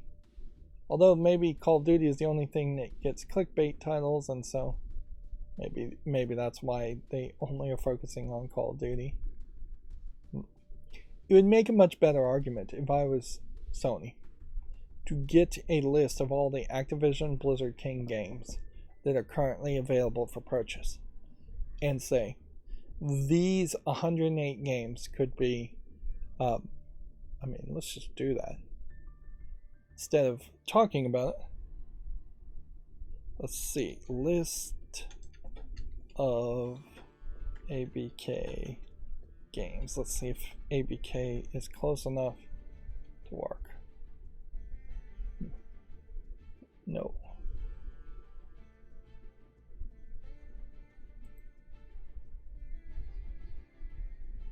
No, ABK. It's not close enough.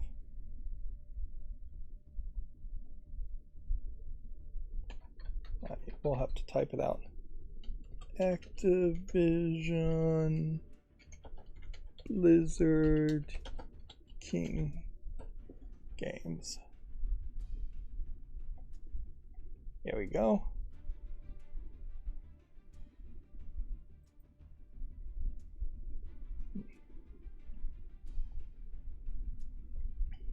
So here's Activision Blizzard, our iconic franchises. Go. Where? It's got some pictures. Are we blocking something here? One would have thought that there would have been more here.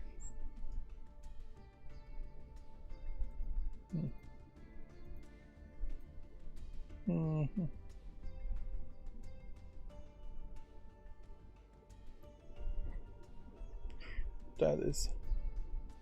That was useless.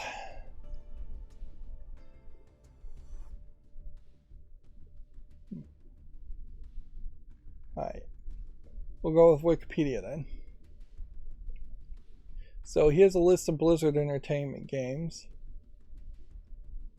So 1, 2, 3, 4, 5, 6, 7, 8, 9, 10, 11, 12, 13, 14, 15, 16, 17, 18, 19, 20, 21, 22.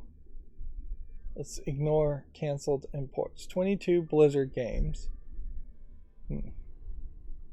that potentially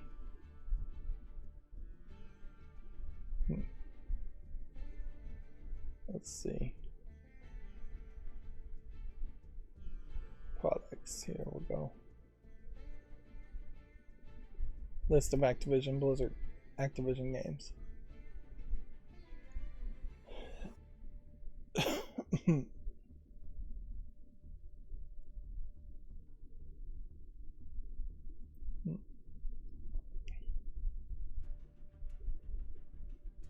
these old 1983 Activision games, potentially. You can see there's an incredibly long list here of games for like Apple II, Apple 8. But pull out this list and say, we have a list here, just pulled from Wikipedia, of every single Activision game. With the Microsoft Activision Blizzard merger, these 300 games may not be allowed on. We fear that these 300 games may not be allowed on our storefront. Of course, some of these are Space Invaders, are somewhat relevant. Some of these are less relevant, Wu-Tang Shaolin style. But make that argument, certainly. It only gets worse as you start to list out all of these games. Now, in a lot of cases, some of these Activision games probably would never be ported, and they don't have the license to anyways. But if you started to list, say, every single game, like, and make Microsoft have to respond to every single game as far as this game is not even available on Xbox.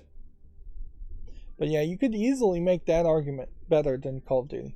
On top, even if you want to focus on Call of Duty, you could say on top of Call of Duty, here is 600, 900 games that could become exclusive to Xbox and never be exported. Never brought over to PlayStation again, or brought to PlayStation. Yep. Having bigger numbers would definitely sell it more. We don't even have to look at the King games to see why that would be a better argument to make to the deregulators, to say the real number here is not one game that we care about as far as Call of Duty. The number here is 600 games. A long running backlog of Activision. Like, honestly, if Microsoft had just Activision, all these Activision games, they would be sitting pretty for easily a decade of remasters and re-releases. Now, some of this definitely does not solely belong to Activision anymore. In fact, I wouldn't be surprised if a lot of this has spun off. But I definitely could see Sony making the argument to say, hey, just going on Wikipedia, we have a list here of this many games that potentially would be only potentially would become exclusive. And some of these may be like mobile games, but that's even that may get ported at some point. Who's to say Xbox Game Pass doesn't get a mobile element here? Even if we look at the most recent games in the 2020s, Call of Duty Modern Warfare 2 is here, but there's been no concern about Crash Team Rumble or Tony Hawk Pro Skater 1+2 or Crash Bandicoot 4 or Sekiro. So of the recent few years, as far as Activision releases, where they have been mostly focused on Call of Duty, there's still room to say, hey, we will also want Tony Hawk, we also want Sekiro, we also want the Crash Bandicoot games, and those could all be exclusive too. Even if these games don't sell as well, making Microsoft argue that we want Warzone, and we want Black Ops Cold War, and we want Vanguard, and we want Modern Warfare 2. Just splitting it up between the different Call of Duty games, instead of saying, hey, Call of Duty is the only focus. Alright, moving on as far as news. Speaking of Call of Duty games, 3 more Call of Duty games have been released on Steam: Modern Warfare, Black Ops, Cold War, and Vanguard. Get launch discounts on the Valve Steam store. This is something that I should make sure to make some YouTube shorts around. Let's see if we can figure this out. How will we do this? You know what, I'm going to leave this tab open and just investigate that later.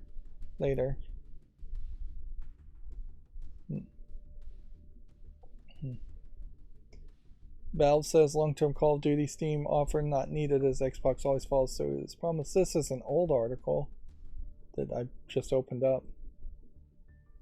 Yep. Microsoft expects Call of Duty Mobile to be phased out for Warzone Mobile. The new Call of Duty mobile game is planned for release this year. So, yeah. I wouldn't be surprised if, particularly for mobile games, that they're going to phase out some because of just new laws against loot boxes and anti-loot box sentiment. It'd be kind of funny if Call of Duty Mobile and Warzone Mobile have basically the same monetization efforts and only slightly different. But even slight improvements might be necessary. We definitely are seeing bigger improvements as far as hardware in cell phones than we are in PC gaming, because cell phones are just trying to catch up, and it's going to be always this Game Boy to Super NES comparison between mobile phones and console and computers. But eventually we will get to the point where a Nintendo Switch happens or a Steam Deck happens, and everything visually and CPU wise is just good enough, and we'll see very little difference between a mobile game and a PC game. Looking at this screenshot, for instance, this looks pretty good for a mobile game. It does have some awkward lack of heads-up display to save some room, and it is a very small field of view, kind of zoomed in. If anything, you would think this would be a first-person perspective type game. Whatever. I'm not even sure if it's a direct control action game as far as Call of Duty or Warzone Mobile. Call of Duty definitely not being something I'm really that interested in, but it's relevant enough certainly for me to put the 3 new Call of Duty games on my wish list. The demo for Resident Evil 4 has been out for a while, so unless this is a different demo than the chainsaw demo that they had released. It'd be weird for them to release 2 demos, but whatever. Even if they did, I wouldn't want to play a second demo. I think the chainsaw demo did a good enough job to probably encourage anybody who was questioning whether they wanted to play the remake. I think there's very little, actually, very little interest or disinterest in playing Resident Evil 4 remake. If you like Resident Evil 4, you're probably going to play it. Nothing's dissuading players enough that they wouldn't give it at least one try. I wouldn't be surprised if a lot of people buy it, play it once, and then go back and play the old game and just have more nostalgia for the old game. But I don't think there's a real call for a boycott. There's not enough changing, not enough censorship, not enough controversy around Resident Evil 4 to call for a boycott. And most people that call for boycotts don't actually boycott in video games anyways. Moving on, Mario Kart 8 Deluxe Update rebalances the game and adds 5 blank character slots. This suggests at least 5 more characters will be joining the newly added Birdo. There, in the Mario movie trailer, seemed to be kind of an emphasis on the Star Road Mario Kart section 2, so it definitely feels like in the Mario movie they are hitting the greatest hits, and weirdly they are also including the star, I think they're called Star Kids, that you would collect in Mario Galaxy, which is weird because I would think the one thing Nintendo might want to erase from Mario canon would be Mario Galaxy. They don't have any real problem, I think, with Mario Galaxy. It just, storyline wise, does not make the most amount of sense to introduce yet another princess in the sense of Rosalind and a different type of star to collect in Mario Galaxy, or the gravity gameplay mechanics in Mario Galaxy that were never used again. It is very much a standalone experience. If anything, the Mario movie perhaps should hold some back for potentially a sequel, or hold just not reference so much and focus more on being a good movie in the first place. It's almost like they're making a movie with the assumption that they wouldn't make a sequel, which is maybe a good assumption to make. Let's see. Microsoft apparently is running full-page ads in the UK papers promoting its Activision Blizzard merger plans. The company claims they will be able to bring Call of Duty to 150 million more players. Remember, this is all Video Games Chronicle articles, which is a UK-based website. Let's see. What papers? The Financial Times and the Daily Mail. I wish I had a better understanding about what your average UK citizen reads as far as newspapers. If they were like US citizens, nobody's reading the newspapers, and very few people are even looking online to technically read newspapers. But in the UK, I wouldn't be surprised if more people every day sit down for their morning tea break and actually do read the newspapers. There are also certainly different levels of quality as far as newspapers in the UK, so I'm not sure if the Daily Mail is particularly a good one or the Financial Times is a particularly good one. I've heard of the Daily Mail, I've never even heard of the Financial Times. I also want to mention, since we're talking about the UK, since they have fairly restrictive free speech laws in the UK, not as bad as a lot of other countries, but still fairly restrictive. The Legal Eagle YouTuber put out a video talking about the First Amendment and the misnomer that you can't shout fire in a crowded theater and things like that. And he talks about those specific cases and how even in the case in which that was given as an example, they pretty much overturned that law fairly quickly. So there are more ways in which you can actually shout fire in a crowded theater than there are ways that you can't. But in general, he's talking about the First Amendment as it is actually protected by the United States, which it would only be protected by the United States. He's talking about how the First Amendment protects free speech in the United States, whereas free speech itself is still a concept that is a universal concept that free speech advocates are going to push for and believe in the same way that the right to be free and not be enslaved is generally agreed upon by almost everybody, a right that every human being should have, not something that should only be given as a right to, say, United States citizens through the United States Constitution. Most of the things in the Constitution are saying these people have these rights because they are self-evident or they are God-given as a concept, and the Constitution there is to protect those rights, not to grant the rights. But yeah, I highly would encourage uh, everyone to watch that Legal Eagle video. A better understanding of the First Amendment would certainly help a lot of people. A lot of misnomers as far as like free speech doesn't protect hate speech. As a concept, hate speech is a made up concept that doesn't have a good definition, and absolutely, yes, free speech does include hate speech, and hate speech has to be protected. Otherwise, it's just incredibly easy for everything to get labeled as hate speech and everything be censored at that point. Moving on with video game news though. Obsidian has apologized for its Outer Worlds Spacer's Choice Edition performance issue. Private Division is working on getting a patch out as soon as possible.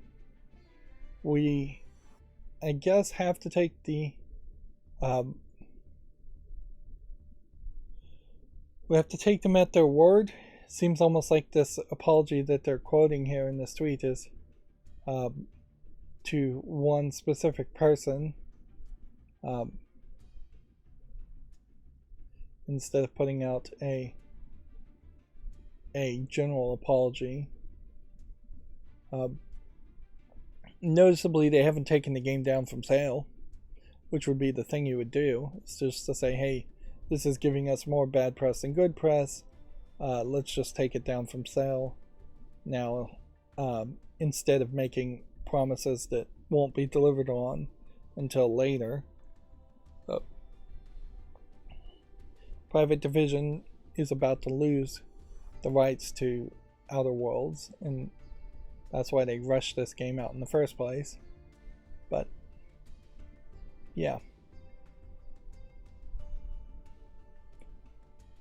I still don't think I'd recommend anybody buy the Spacer's Choice Edition, or potentially even buy the other version of the game now that it's just mired in controversy. Yeah, becomes hard to recommend any version of Outer Worlds at this point.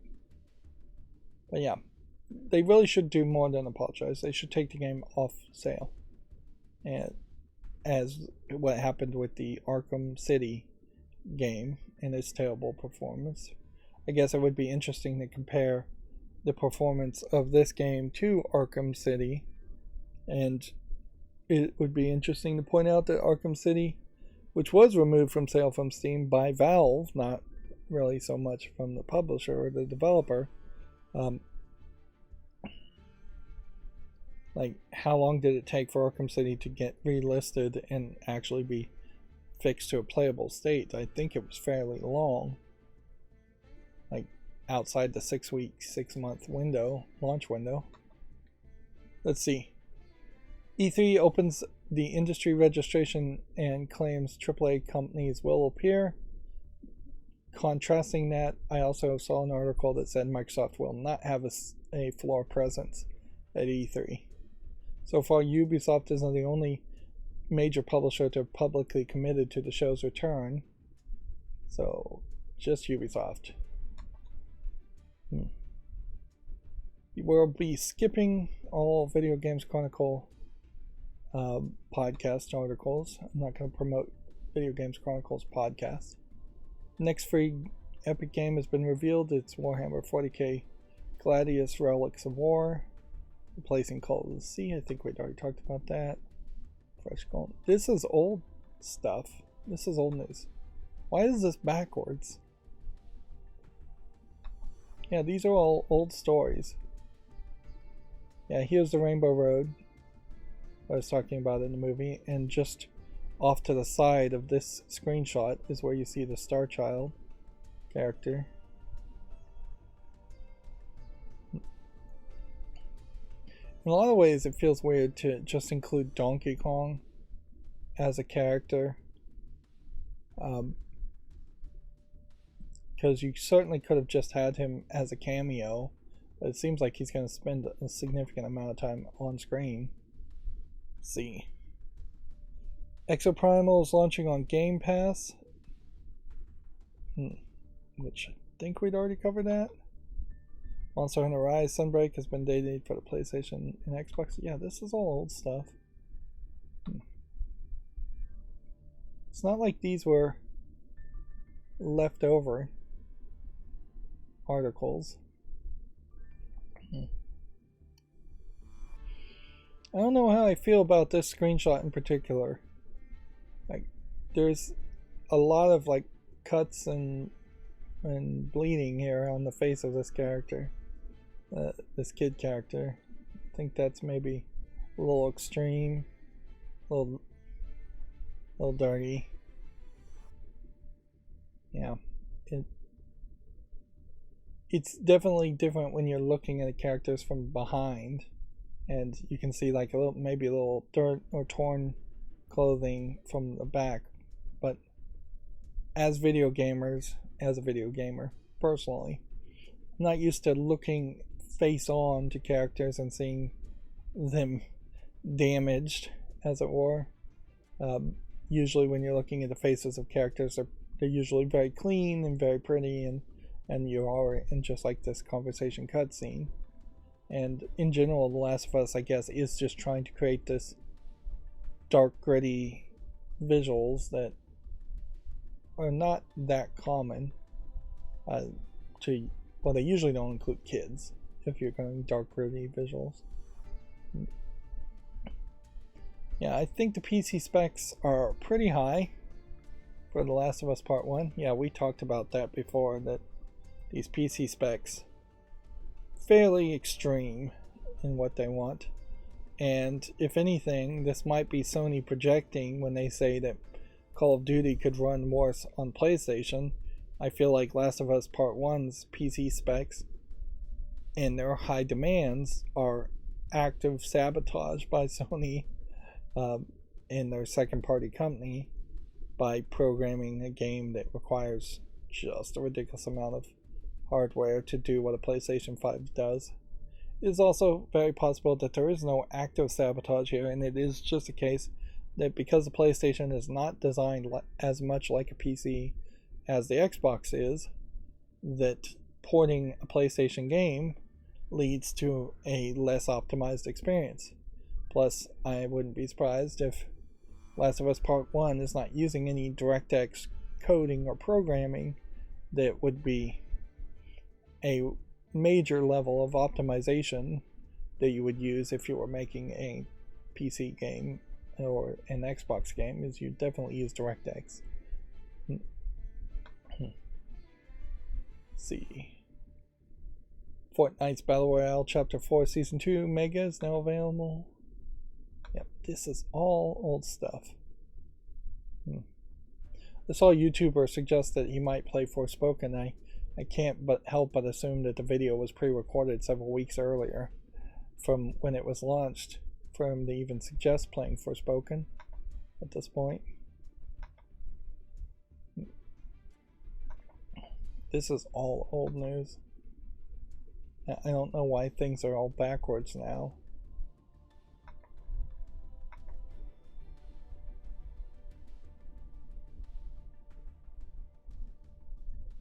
Let's see. Frontier's turn-based first-person shooter Limits Gate is shutting down after less than 2 years. I don't even recognize Limits Gate as a game, so I guess it's not very relevant. Chrono Cross was remastered due to fears the original would be unplayable. Chrono Cross was originally released for the PlayStation in 1999. One of the I don't think we'd get any game footage here if I clicked on this. One of the Ys game, the most recent Ys game, changed the animation style apparently of one of the red hair protagonist enough that the Japanese people don't even recognize the character, and they're like, what? That's supposed to be that guy? In Chrono Cross, when you're going from like 8-bit top-down pixely graphics to slightly better animation or 3D chibi animation, that has been consistently a problem too.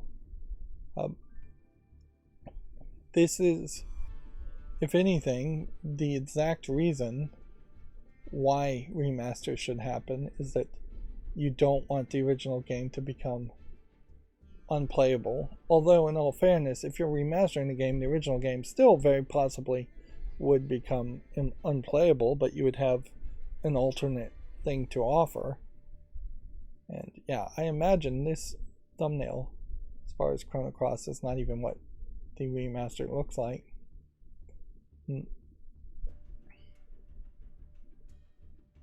But yeah, we probably still are in a bit of a situation where PlayStation 1 games would be hard to port and just emulate on a console or a low end or medium end PC.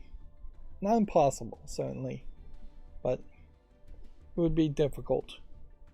And certainly a lot of PlayStation 1 games, while very popular, and PlayStation 2 games were very popular, the graphics are definitely dated. You also run into the problem, certainly as a Westerner who's not used to playing long-running JRPGs like Chrono Cross, you run into a situation where if the graphics get updated and it looks like a modern game, that's all fine and dandy, but it still may not really be that playable because people may not really want to put in the time for the amount of story or the amount of reading. It's often the amount of reading that kills me in JRPGs, is because I just would prefer voice acting. So we've yet to really see a game like Chrono Cross, which really would deserve a full-on remake. We've yet to see that fully succeed, in which somebody takes an old 8-bit graphics game, makes it 3D hyper-realistic graphics, puts on 100% voice acting, improves the level design so they aren't just boxy square halls, improves the story writing so there aren't as many simplistic ideas or poorly translated lines of dialogue. It just would take a lot of work. Closest we've had to that so far has been Final Fantasy VII Remake, which won't change the actual narrative too much and is really an unfinished series, because that was really only part 1 that's been released so far. There have been, I guess, some smaller games that have shared the same name, but that doesn't quite work either, or has yet to work. System Shock Remake will be another one we're still keeping an eye out for, to see if that ever gets released and how that plays. Or the Silent Hills remake, people are hyped around that. Or Silent Hill 2 remake, people are hyped around that. Not Silent Hills, Silent Hill 2, and several other Silent Hill games. Most recently, the Fatal Frame remaster was released and seemed to be good enough as a remaster, but not amazing. Let's see. Moving on, Google Stadia's cloud service has also been shut down. Stadia's tech was offered to third parties such as AT&T and Peloton. So, yeah. That probably was pretty obvious that every part of Stadia was going to be shut down. I question, though, if there was a significant amount of money spent on Stadia, that by shutting down Stadia now, YouTube or Google Search or Gmail or anything else will get better. If anything, Google runs the risk of running out of new offerings and ideas. So they need to start working on new concepts and new ideas. It's a little surprising that they haven't tried to make a VR search engine or go into VR or augmented reality more than Google Glass lately. Let's see. Apparently fan enthusiasm for Castlevania is motivating for Konami, a developer says. Quote, "We know that our fans always want more, and we do too." I guess that is a nice thing to say, certainly. I don't think it means much of anything, though. Konami is going to do whatever it wants to do, or it thinks will make its money. At the moment, it thinks it'll make money by releasing more games than they have in the past and being back in the video game world. The second, almost certainly, that COVID stops being considered a problem in Japan, which who knows when that will happen. But the second it happens, you'll see Japanese people probably flock back out to pachinko parlors and gambling facilities and the other types of businesses that Konami had that they were losing money on during the COVID pandemic and are still losing money on. It is an interesting thought now that people's habits may be broken. There may be just less Japanese people that are smoking cigarettes in pachinko parlors around the country, and that people just stop doing that and they break themselves of that gambling habit, and maybe even break themselves so much of the drinking habit that all of a sudden you have this new generation of Japanese adults that aren't smoking, drinking, or gambling as much, and they may just not go back to smoking, drinking, and gambling. Although the somewhat high numbers of smoking, drinking, and gambling in Japan probably echoes more the misery index, however you would measure that, as far as just people in Japan are overworked and they can't go out on dates and they can't have children and family as much, and so they're miserable for those reasons, and then they're self-medicating through smoking tobacco and drinking alcohol, sake, and gambling. They almost certainly those vices are self-medication for just a miserable lifestyle. And ideally, we would like to see the Japanese society and many societies get away from the overworked, miserable lifestyle. Even the United States would be better if they got away from the overworked, miserable lifestyle. Anyways, that has nothing to do with Konami. Well, little to do with it. Stalker 2 studio claims that it's been hacked by Russians, asked players to ignore leaks. This is a Ukraine-developed game set for release later this year. So, yeah. We haven't seen a lot of Russian hacking actually succeed in the Ukraine war. They seemed, mostly last time I heard anybody talk about it, they were saying, yeah, all these Russian hacking groups were just really good at trolling and putting posts on Twitter and Facebook and Reddit, but they actually were pretty bad at getting into like cities' infrastructures or government databases, government websites and servers and things like that. So they really were really good at like soft target things and media manipulation, and really bad at actual hacking, or any kind of hardcore hacking. And so yeah, they really have not contributed much. I think in general also, you potentially had a lot of people who were considering themselves patriots and hacking, maybe not directly under the orders of Putin, but hacking for Putin anyways, and a lot of those people very possibly got sent off via draft to actually be soldiers, or just flee the country to avoid a draft. So yeah, there is mostly one big organization that claims a lot of claims they've done a lot more than they really have as far as hacking.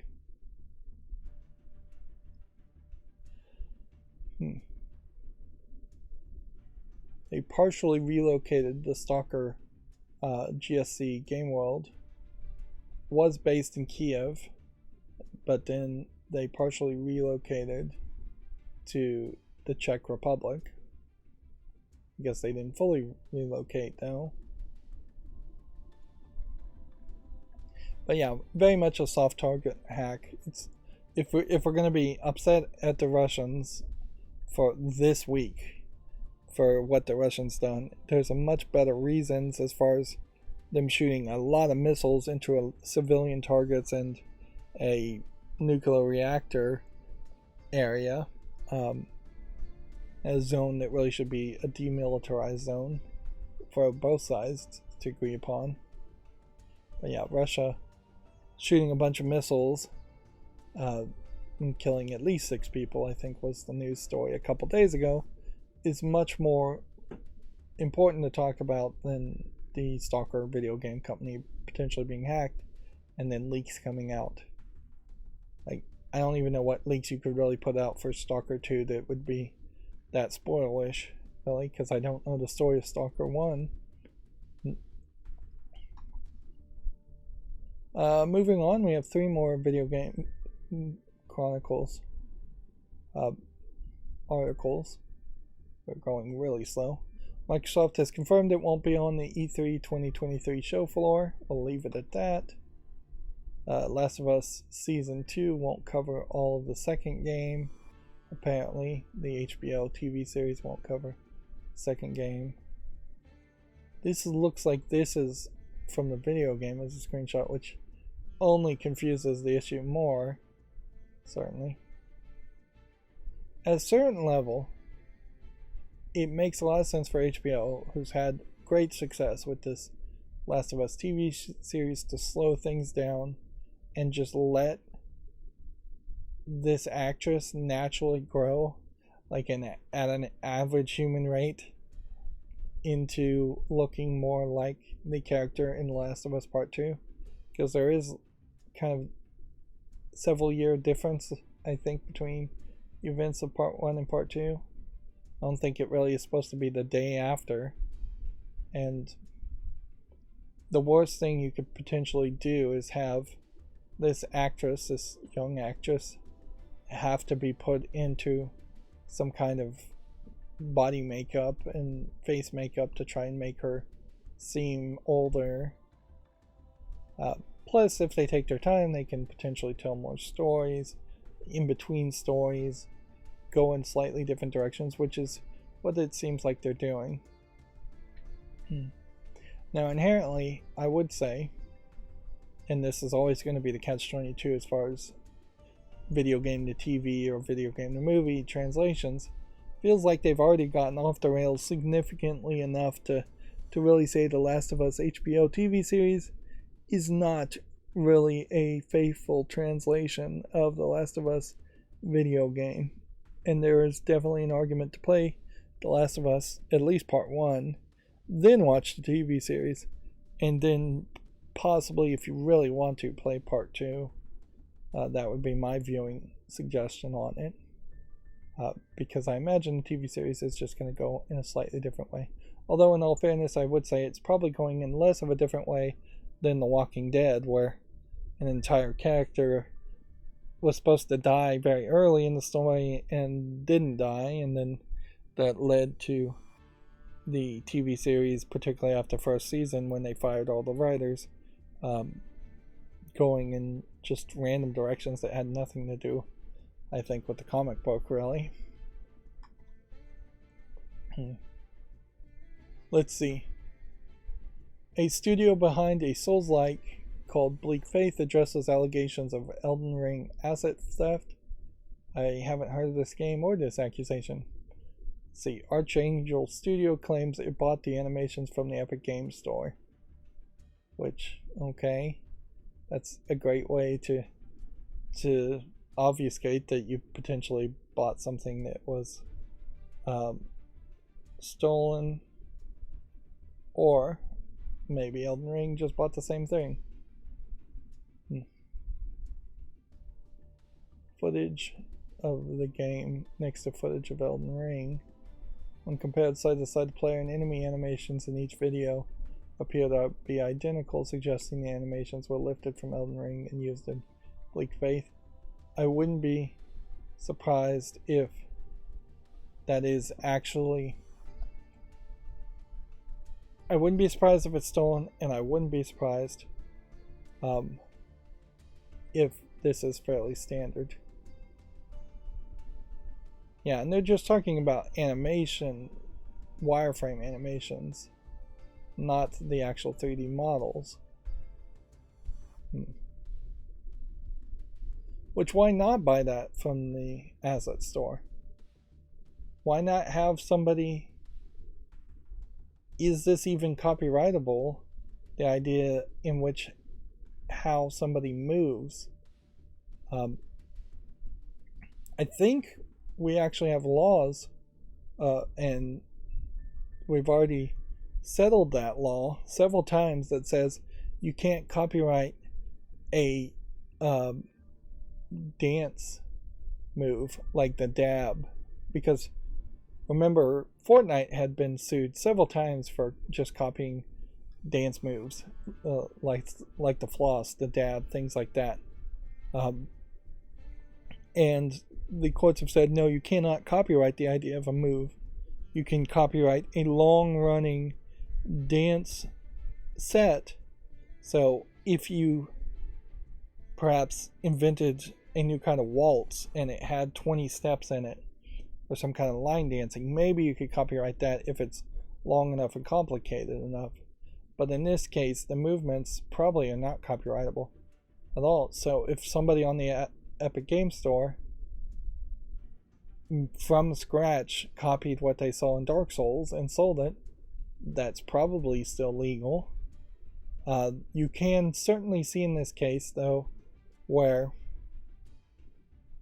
even having that controversy, or even feeling similar, causes controversy when you should just avoid that, which creates the opposite problem, in which nobody is willing to copy another game in fear of being called a clone or stealing content.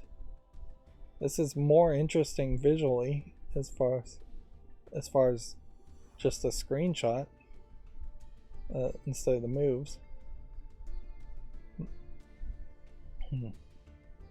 So, yeah.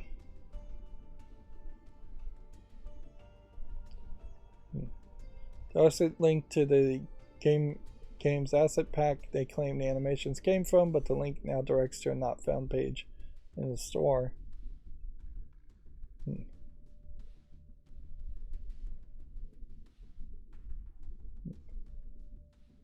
They followed up by saying they were working on alternate animations, even if it all turns out to be fine and nobody has a problem and the seller is a legit person/persons. Yep. So they're going to change it anyways. This is the first I've even heard of Bleak Faith, and honestly with the screenshot I would be interested in checking this out. It is still a Souls-like game, so I'm not super enthralled on the idea. This is Forsaken. Bleak Faith Forsaken. 3 developers, 1 dream, so it's comes to be a smaller company anyways. It looks like Dark Souls, so why would you even be upset as a Dark Souls fan of a game that looks like Dark Souls, reacting and animating like Dark Souls?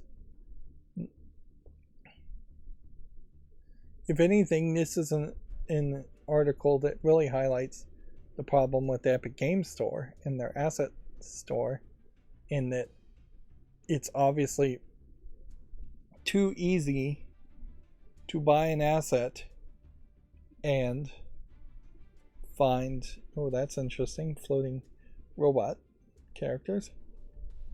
It's too easy to purchase something that was actually stolen content, or content that just shouldn't have been on the asset store in the first place, or for somebody to potentially disappear and not get a notification on that.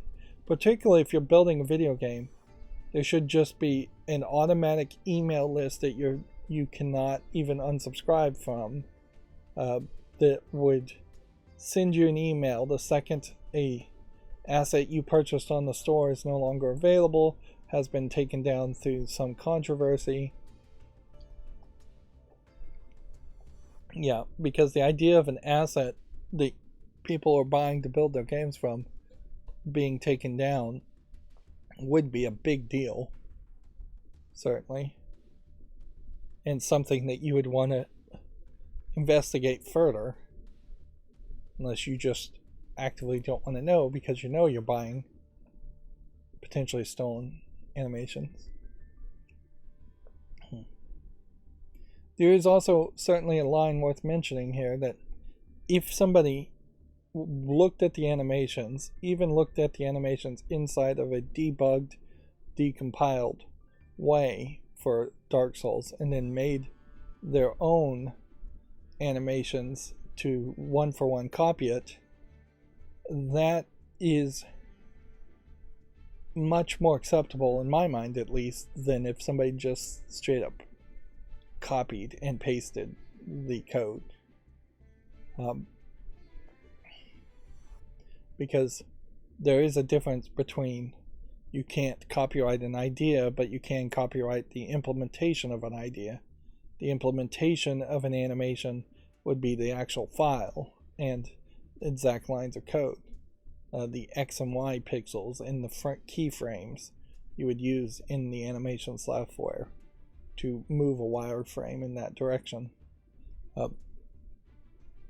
But if you did it fairly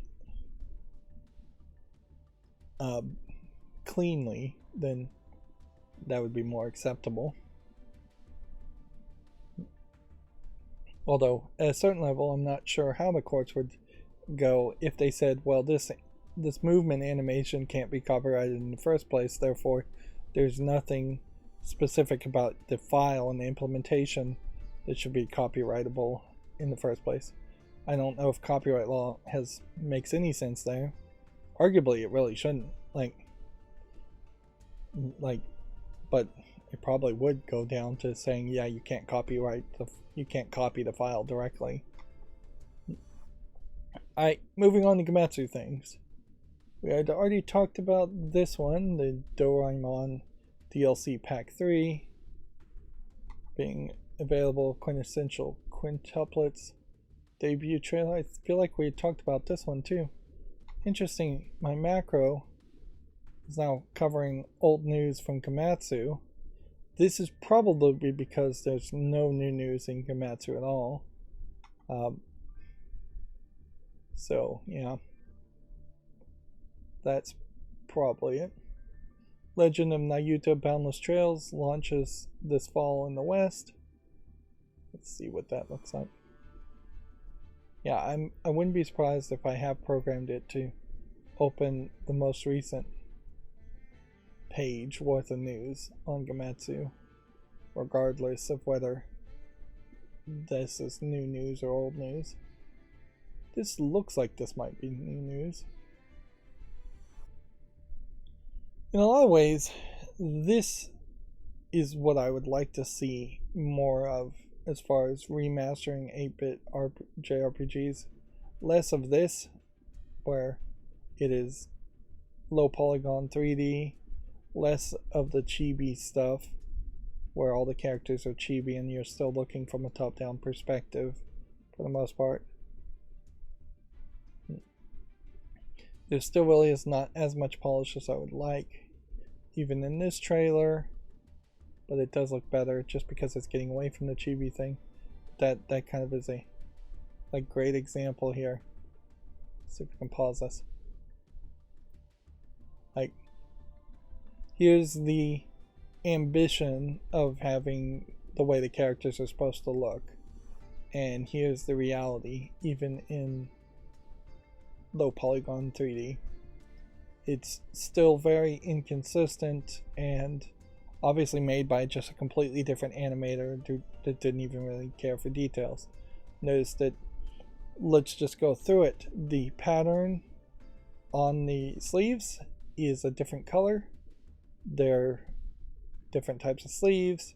The lines on the shirt are twice as thick here. The color of the shirt is obviously different.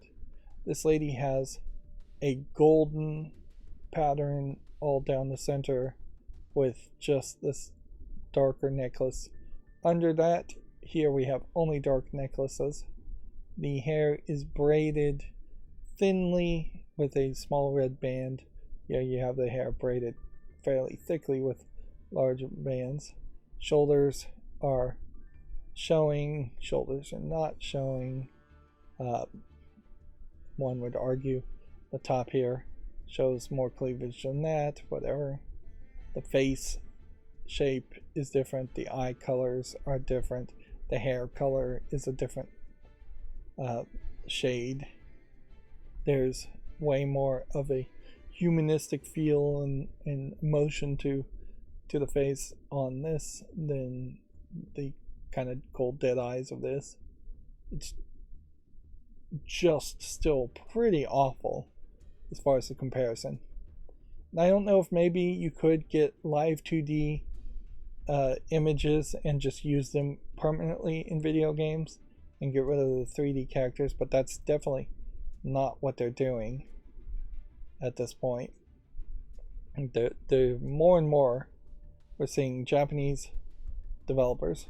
There's an inconsistency with the cutscenes too there, compared to the still images. But more and more you're seeing Japanese companies make these chibi or these CGI low polygon characters, and I feel like we're potentially having brain drain and skill drain happen, where good animators in Japan are making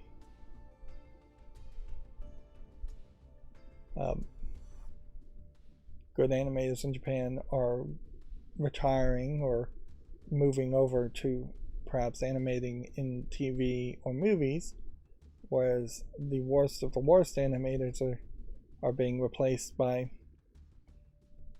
3D modelers who aren't doing anywhere as good of a job. Yep, and the last thing any game needs is worse visuals. Tekken 8 has the Paul Phoenix gameplay trailer if you want to check that out. This is a wild looking character, but with that hair, it definitely stands out. That being said, the promotional image here slightly different than the final product, and maybe that doesn't matter too much though, because consistently in the final product it does seem like this image and this image are close enough. Streets of Rage 4 update now available, adding custom survival mode, co-op attacks, and over 300 improvements. Yep, we had talked about this before, but it definitely leads me towards some hopeful situations where Streets of Rage 4 would be even better received, although arguably like better received and might not really be necessary since it is already very positive. This is one of those games I'm going to make a YouTube short around, and then I'm going to get yelled at for talking about a game that came out in 2020 even though there's a new update.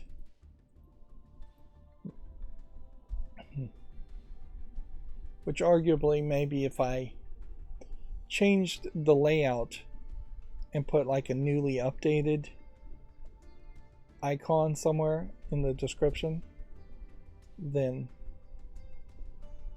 I could get less people yelling at me for talking about an old game, but whatever. That's too much work. Just leave it the same and let people yell at me. And I say yell, but it's like one person that goes, "Why are you promoting this game?" Very legitimate question. And they're usually doing it in a fairly respectable way for the internet. Outlast Trials launches in early access on May 18th for PC. DNF Duel Season Pass roadmap has been announced. So, in the summer, Spectre's coming out with a new awakening system and new system in general. New character in the fall. new character in a stage in the winter, and then two new characters in 2024. Which I don't think that shows very much at all. DNF Duel is a fighting game. Yep. It's a very pretty looking fighting game. If anything, the animation you see in DNF Duel, I think, highlights where JRPGs could go if they had the budget and had the time and cared enough. Like, if this was the experience you were having as far as visuals when playing a JRPG, that would be much more interesting. But yeah.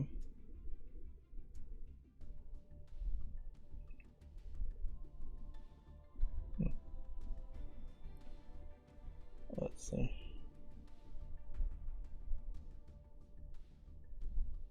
One second, I got a text here.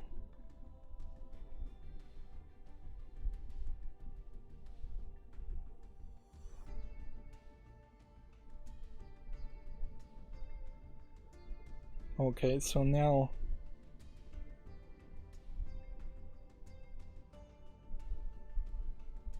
I need to make a phone call. Alright, so let's rush through all of this, and then I'm gonna have to make a phone call and then in the stream, so no more goofing around. Guilty Gear Strive DLC character Bedman announced. Yep, my schedule is really more complicated than it was before. Bedman's an interesting idea. As I have this character in this robotic bed. There was an anime with an old guy who got trapped in this automated robotic bed. It was like early 80s. This week's Japanese game releases: Origin Cereza, Bayonetta Origin Cereza, The Lost Demon, Anno 1800 Council Edition, and more. So I'm looking forward to the reviews of Bayonetta Origins from Famitsu in particular. Still kind of a short digital list, a decent length physical and digital list. Natsumon 20th Century Summer Vacation details its activities in open world. This is another one of these slice of life summer adventure games, although it feels very Japanese and kind of low polygonal, which maybe that'll change things, maybe that won't.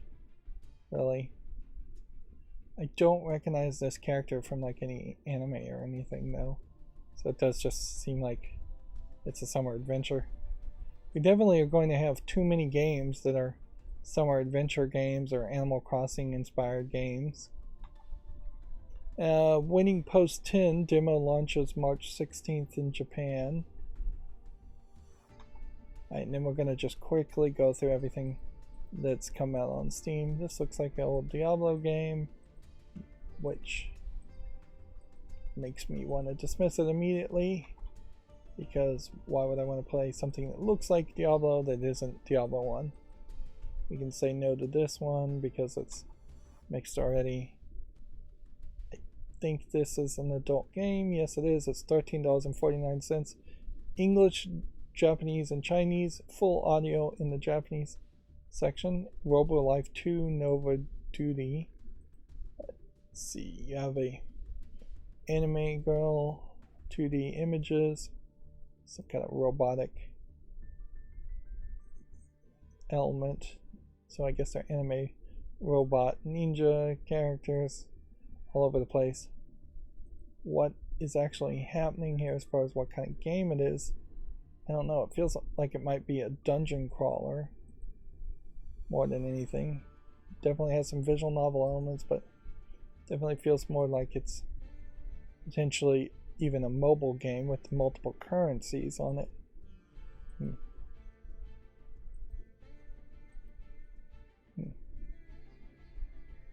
What kind of game is it, though?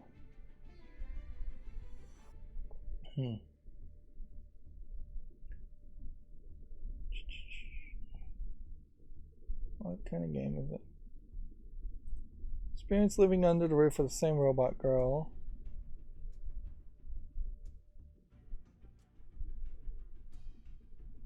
They're just showing off all the girls. Nova's parts and outfits are interchangeable. Unlock 12 sets featuring over 30 parts from head to toe, torso, and limbs. Mix and match over 1,000 combinations to suit your mission and personal taste. Save Nova, get her a job, earn money to improve the performance and appearance, assist your fellow citizens, and complete events to advance the story, research, and develop parts for Nova to make her both stronger and sexy. Enjoy fully voiced and animated HCGs, hentai CGs, 8,000 plus lines of dialogue, multiple endings, epilogues, and the choice to play for as long as you like. So it definitely feels kind of like it is a item collection mini game of some point. $13.49 is asking a lot, but maybe not too much for an adult game. So yeah, I'd say check that out if you're so interested. Sunhaven is already on the following list. It must have come out of early access. So there is apparently a review bomb section here that happened. Well, arguably I should just put this on the wish list now. Is it a multiplayer game? It says it has online co-op. Farming sim. Is this really a game I would want to check out and play? You know what? I'm gonna go ahead and just remove it from the wish list and put it back on the follow list. And leave it at that. Not make any decisions today since I'm rushed all of a sudden. This looks like this might be something, probably not. Traveler's Bastion is a free game. I thought it might be an adult game. Do I think there's enough polish here? I don't think there is.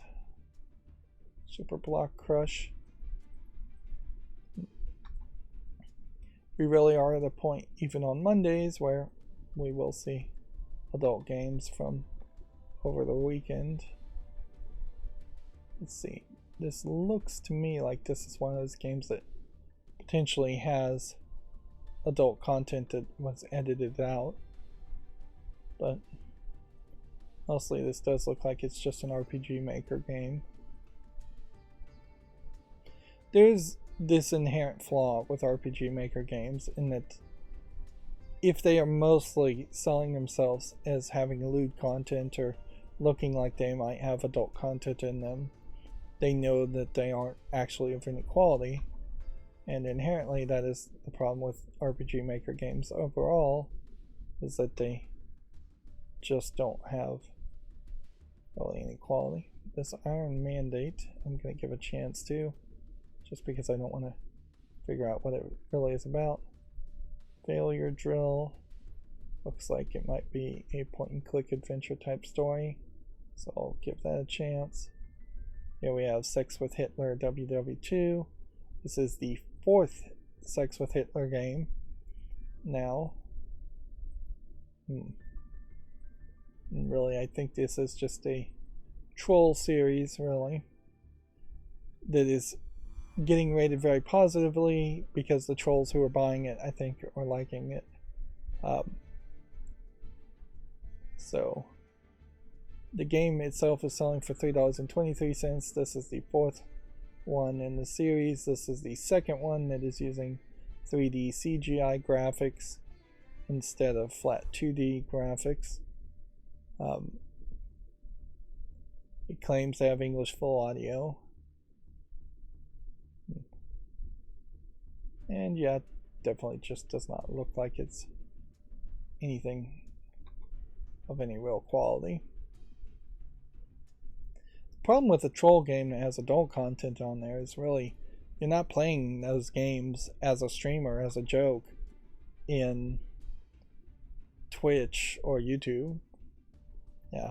So unless there's some kind of thriving direct video Patreon setup where you could actually put those kinds of content on Patreon directly, which I know Patreon is working towards like direct video hosting, but it's a very limited number of hours.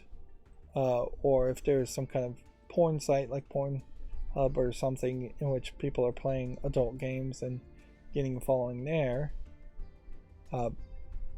which that is certainly an interesting thought. I'm going to say no to Here to Stay because it just doesn't look particularly interesting. Is this a VR game? I think it is. Yeah. Well, it might be interesting to check out the Forbidden City in VR. It's so limited there.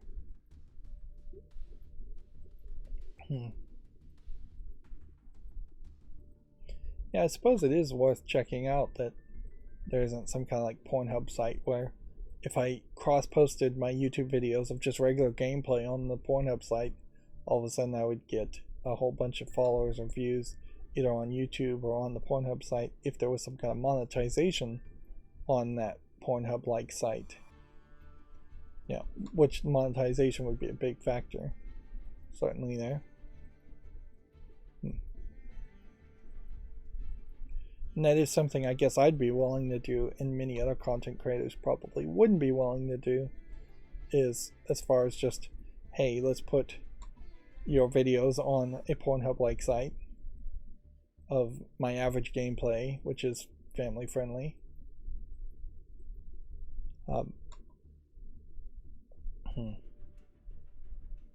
This is interesting. We have another adult game here for $4.99, English only, called Lana and the Milking Table, which the milking they're talking about here is milking a man, not milking a lady, but the first screenshot is of a lady. So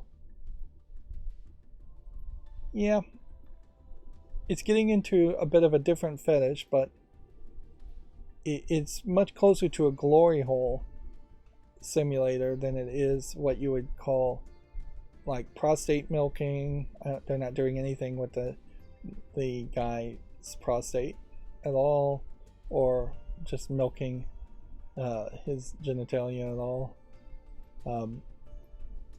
In fact, there's not even a single screenshot here of one of the 3D CGI ladies grabbing him with their hand and performing any kind of milking action. So yeah, this is much more of a sensual massage type simulation visual novel, I assume, than anything else. I assume it really is just a visual novel and there isn't anything more to it. You could see certainly trying to have a strategy game around that idea, multiple guys getting milked, multiple women being milked, and you having to play a game like Tapper where you're running between the different girls milking their breasts or guys milking them. So yeah, you could take that general idea and that general fetish. I don't know how much milking is very that popular. The human cow fetish, somewhat popular, I know. Guys being jerked off is always popular, but seeing that in porn is not really that popular. It's popular when it happens to you. It's not popular when you see someone else have it happen to them. Next we have another adult game called Idle Hands 2, which is anime girls, 2D, colorful anime style. Let's see. Looks to me like it's probably a visual novel, but it might have some dating elements to it too. There's a lot of variety, a lot of different girls. Might be a different kind of gameplay here. Love-filled idle management game is what it says it is. It's $9.89. It's English and Chinese with full audio in simplified and traditional Chinese. So this might be one of the first instances we have seen of they're saying all the characters are over 20 years old in this case, which is an interesting age to pick. This might be the first instance of a Chinese game with adult content being released on Steam. Probably not the very first, but first I've seen in at least a very long time, or at least since I started looking at adult games. And I have to say, the animation looks good. It does not look like a cheap Chinese game. Definitely feels like it somewhat justifies its $9.89 price compared to what it could have looked like. Maybe we'll have at least a couple of games here that aren't adult content. Is this adult content? Disaster Detective Saega, The Indescribable Mystery. Does this support English? Looks like it's a visual novel. Says it supports English. Give it a chance. Give it a YouTube short. See if that works. Ovivum. Doesn't look like anything. Helmet Man. Is there something here of interest, or is this really just a assembly of random things, English and Korean? Looks like it's just kind of an assembly of random animations with varied quality. I'd have to say no to that. Royal Jigsaw. I think we can say no to that. This 8th Floor developer publisher is one of those publishers that publishes a little too much on Steam, kind of flooding the storefront. Chad Boy doesn't look like anything. Armor Dust doesn't look like anything. And if only I had more to say about these generic garbage games as far as the adult garbage games. I guess inherently though, the adult games have to have way better visuals and have to be described since it's blurred way more. So that is just the way it balances out. Here we have another adult game. And this was today, so throughout the entire weekend. Dark Desire Mute 3 is 3D CGI characters. Quite a variety of different characters. This looks like your standard 3D CGI game though, visual novel. Nothing really special there. Not even really looking like it goes to much of a theme. $6.29 is probably a little too expensive. English, no voice acting. All set in this Cindy universe, which is, I guess, just this long-running collection of these. The idea of a mute, though, who can't speak, does bring up problems potentially with consent, but you could always write things down even if you can't speak, or in some other way give proper indication that you are consenting. This doesn't look visually polished enough. This a chapel stained glass might have been an interesting visual, but I'll leave it at that. Alice in Dreamland is a video immediately playing, and it is yet another adult game. This is the 2D anime art style. But interestingly, it is an RPG Maker game overall. And so this is one of the rare examples where we've seen a game that looks like an RPG Maker game that actually goes the full Monty and actually shows off the content and the nudity, whereas so many of them just imply that there's something there and it really isn't. You do have this weird thing whenever you do Alice in Wonderland, particularly as it has been done a few times as like adult content, in that the Alice in Wonderland, Alice in Dreamland, or whatever, Alice in Wonderland would be what it really would be called, has always traditionally been kind of depicted as fairly young, like too young to be in an adult content material. But it is a striking world and striking concepts and ideas, certainly. And there's controversy around even the author of Alice in Wonderland, accusations, at least, or suspicions. Alice in Dreamland is $3.99, English, Japanese, and Chinese, no voice acting. Let's see what the mature content says. Strong language and sexual language. So it doesn't really feel like there's too much nudity actually in the game, but that being said, I know there's at least a picture here of her breast out being manhandled by a troll.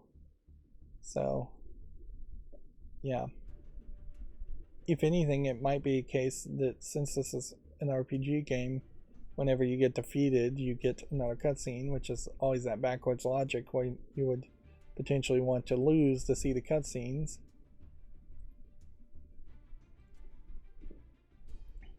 It also creates this kind of catch-22 situation where you just really don't want to play an RPG game if the only reason you're playing an RPG game is to see adult content. It's not going to be worth it. Right, this next game is called Escape Dream, which just looks like a platforming parkour game, not quite visually polished enough. I guess you're supposed to be a character in a bunny like nightwear outfit, but yeah, too surreal for its own good. I think even as a fan of surreal, I think this is too surreal for its own good. Let's see, next we have a game called Seance, which doesn't look like anything. Hammer Kid here looks interesting. We'll give that a follow. Last Stop looks interesting. Derealized doesn't look good. Archery Simulator. It doesn't require VR, which is good, but the visuals here I think are rough, and I think the joke here is definitely to miss more than to actually shoot. It feels a little too asset flippy for its own good.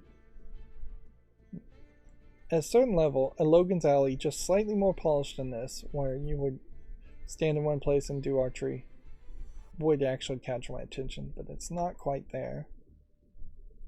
Here we have a game called How, which just looks like an asset flip horror game of no interest. Here we have a game called Absentia, which looks like an RPG Maker type game, although in all fairness this is probably the new RPG Maker MX, if anything, not the original RPG Maker. Still not interesting though. This really is a case where unless there was a game that looked like this and had relevancy, a history behind it, effectively, not even just relevancy, but just a history, unless it's a Final Fantasy game, basically, I don't want to play these kinds of games. And I don't know if there's a fandom that wants to play these kinds of games. But you know what?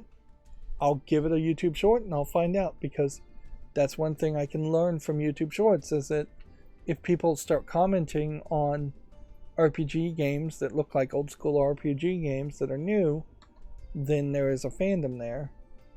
And the more I can learn about video gamers as a whole, if there is a single group or culture of video gamers, which it really isn't, the better. So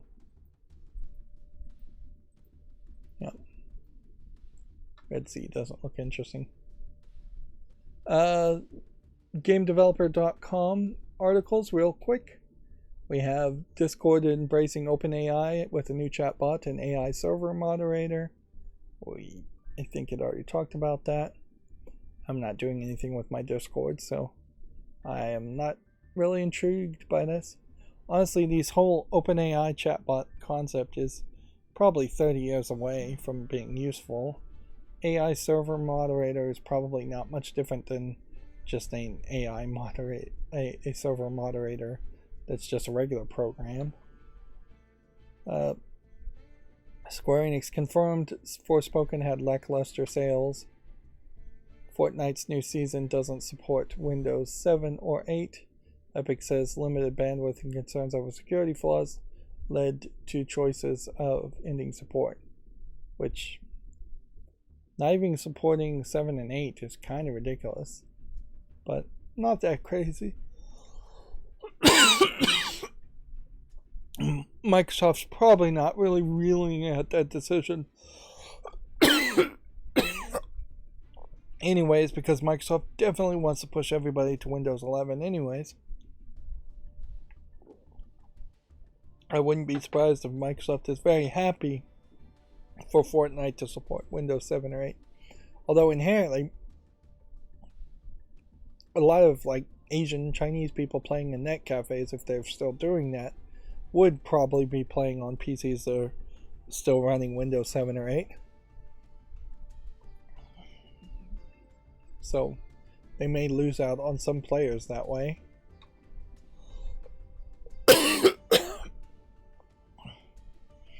I think we had already talked about this. Ratloop Games is delisting Luminous Gate ahead of the July shutdown.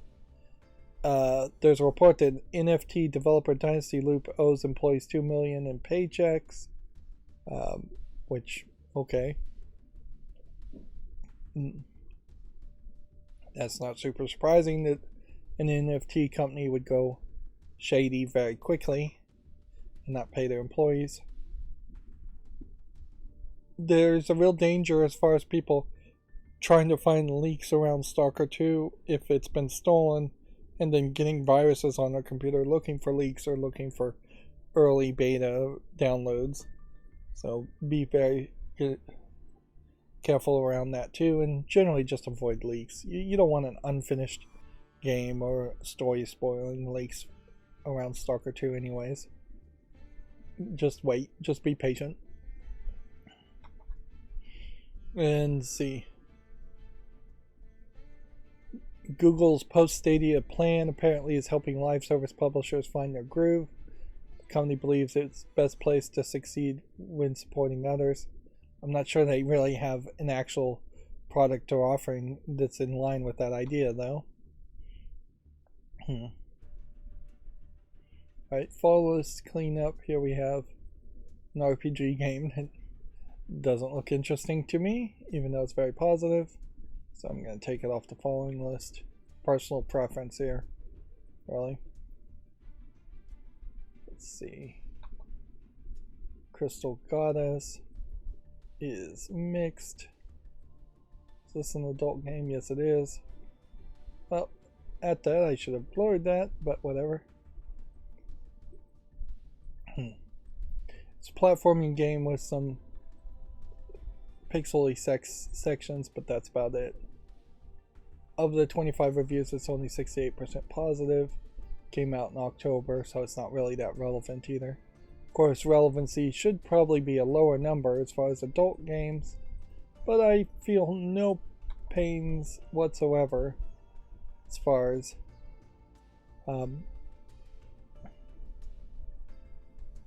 removing that from the fall list. We still have this weird thing as far as Crysis Remastered goes, in which for some reason the remastered Crysis is mostly positive, 75% positive in the last 3 days, but overall has not really gotten a lot of reviews, and feels like you might be better off just buying the original Crysis instead of buying Crysis Remastered. Crysis really as a series is kind of dead. Crysis 3 Remastered came out in 2022. Let's see. See what the reviews are on that. Probably. Well, I tried to click on it and nothing happened. Yep. Crypto's Dead is mixed reviewed from 2021. That can leave the fall list. As far as Crysis Remastered, I'll leave that on the fall list and consider it again later. The joke, can it run Crysis, is it's more of a joke than the actual relevancy to actually play Crysis. I would like to play Crysis once at some point, but I'm not sure it really matters. Well, this is very positive, so I'm going to put this on the wish list.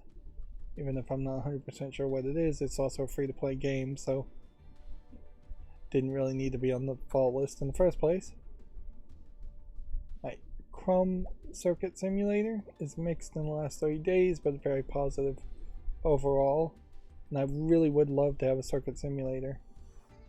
80% positive, 57% positive in the last 30 days.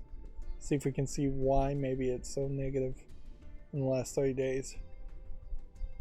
February, not enough variation in logic ICs. Very disappointed to find that while the program gives you a 7-segment display, it does not give you a BCD 7-segment decoder to drive them. Yes, you can make one out of discrete logic, but that takes a hell of a lot of breadboard space just to drive 2 7-segment displays with a counter or two. It's a lot of effort, and I guess I'm stuck using Arduino Nano to drive them, which isn't fully implemented yet. That was in February. Yeah, inherently you're going to run into this problem where doing a breadboard simulation in a PC is probably going to be way worse than just building something with a breadboard in the real world. It's going to be cheaper than buying all the components, certainly. Even the power supply that they're supplying there this is like an expensive power supply here. $80 at least, I would say.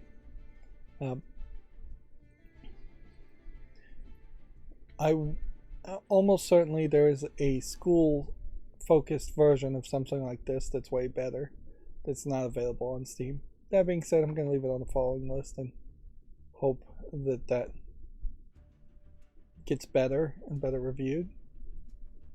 We have a point and click adventure that is very positive, so we'll put that on the wish list. Crown of Pain is mostly positive, so we'll put that on the wish list. Nope, it's still early access, so we'll leave it on the fall list. It still needs some time. Crawlance, The Lost Territory is positive. 90% positive. I don't know why 90% positive isn't considered mostly positive in this case, but whatever. We'll put that on the wish list. Crossword Puzzle from December. I'll give that more time.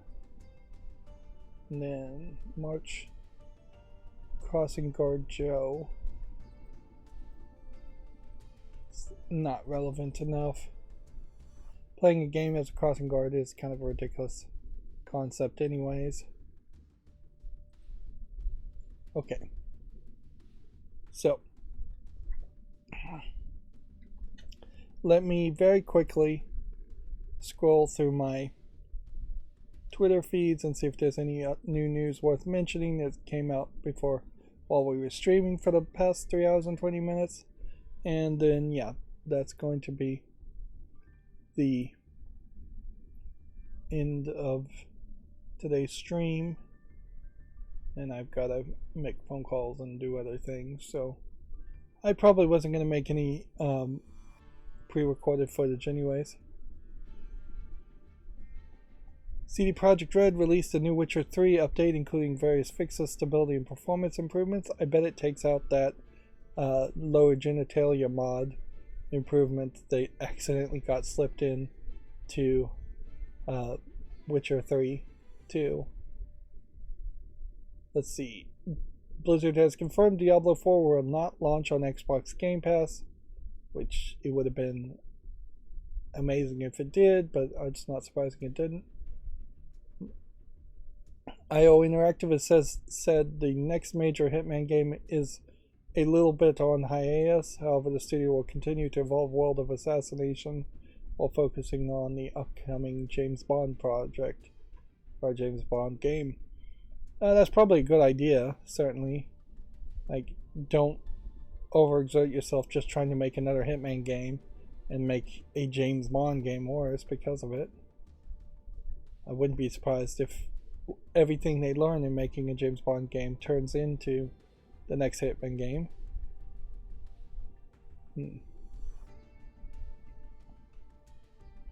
Let's see, is there anything else?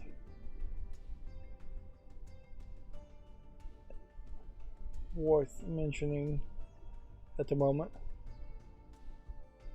Pokemon Company has posted a job advert seeking someone with blockchain, NFT, and metaverse expertise. Ooh, that sounds bad. It's the last thing Pokemon needs is NFTs.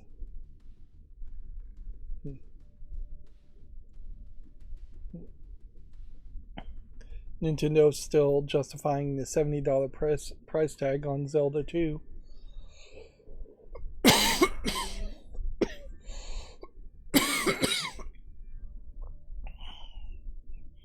Okay, that's going to be it for this stream. As always, I ask you to like, share, subscribe, comment, and watch every second of my videos. If you want a friend to follow me on any social media sites, there's a whole bunch of links down below. And if you want to support me further, there's a link to Patreon, or you can friend me on Steam and give me a game off my wishlist. Thank you for watching. Have a good evening.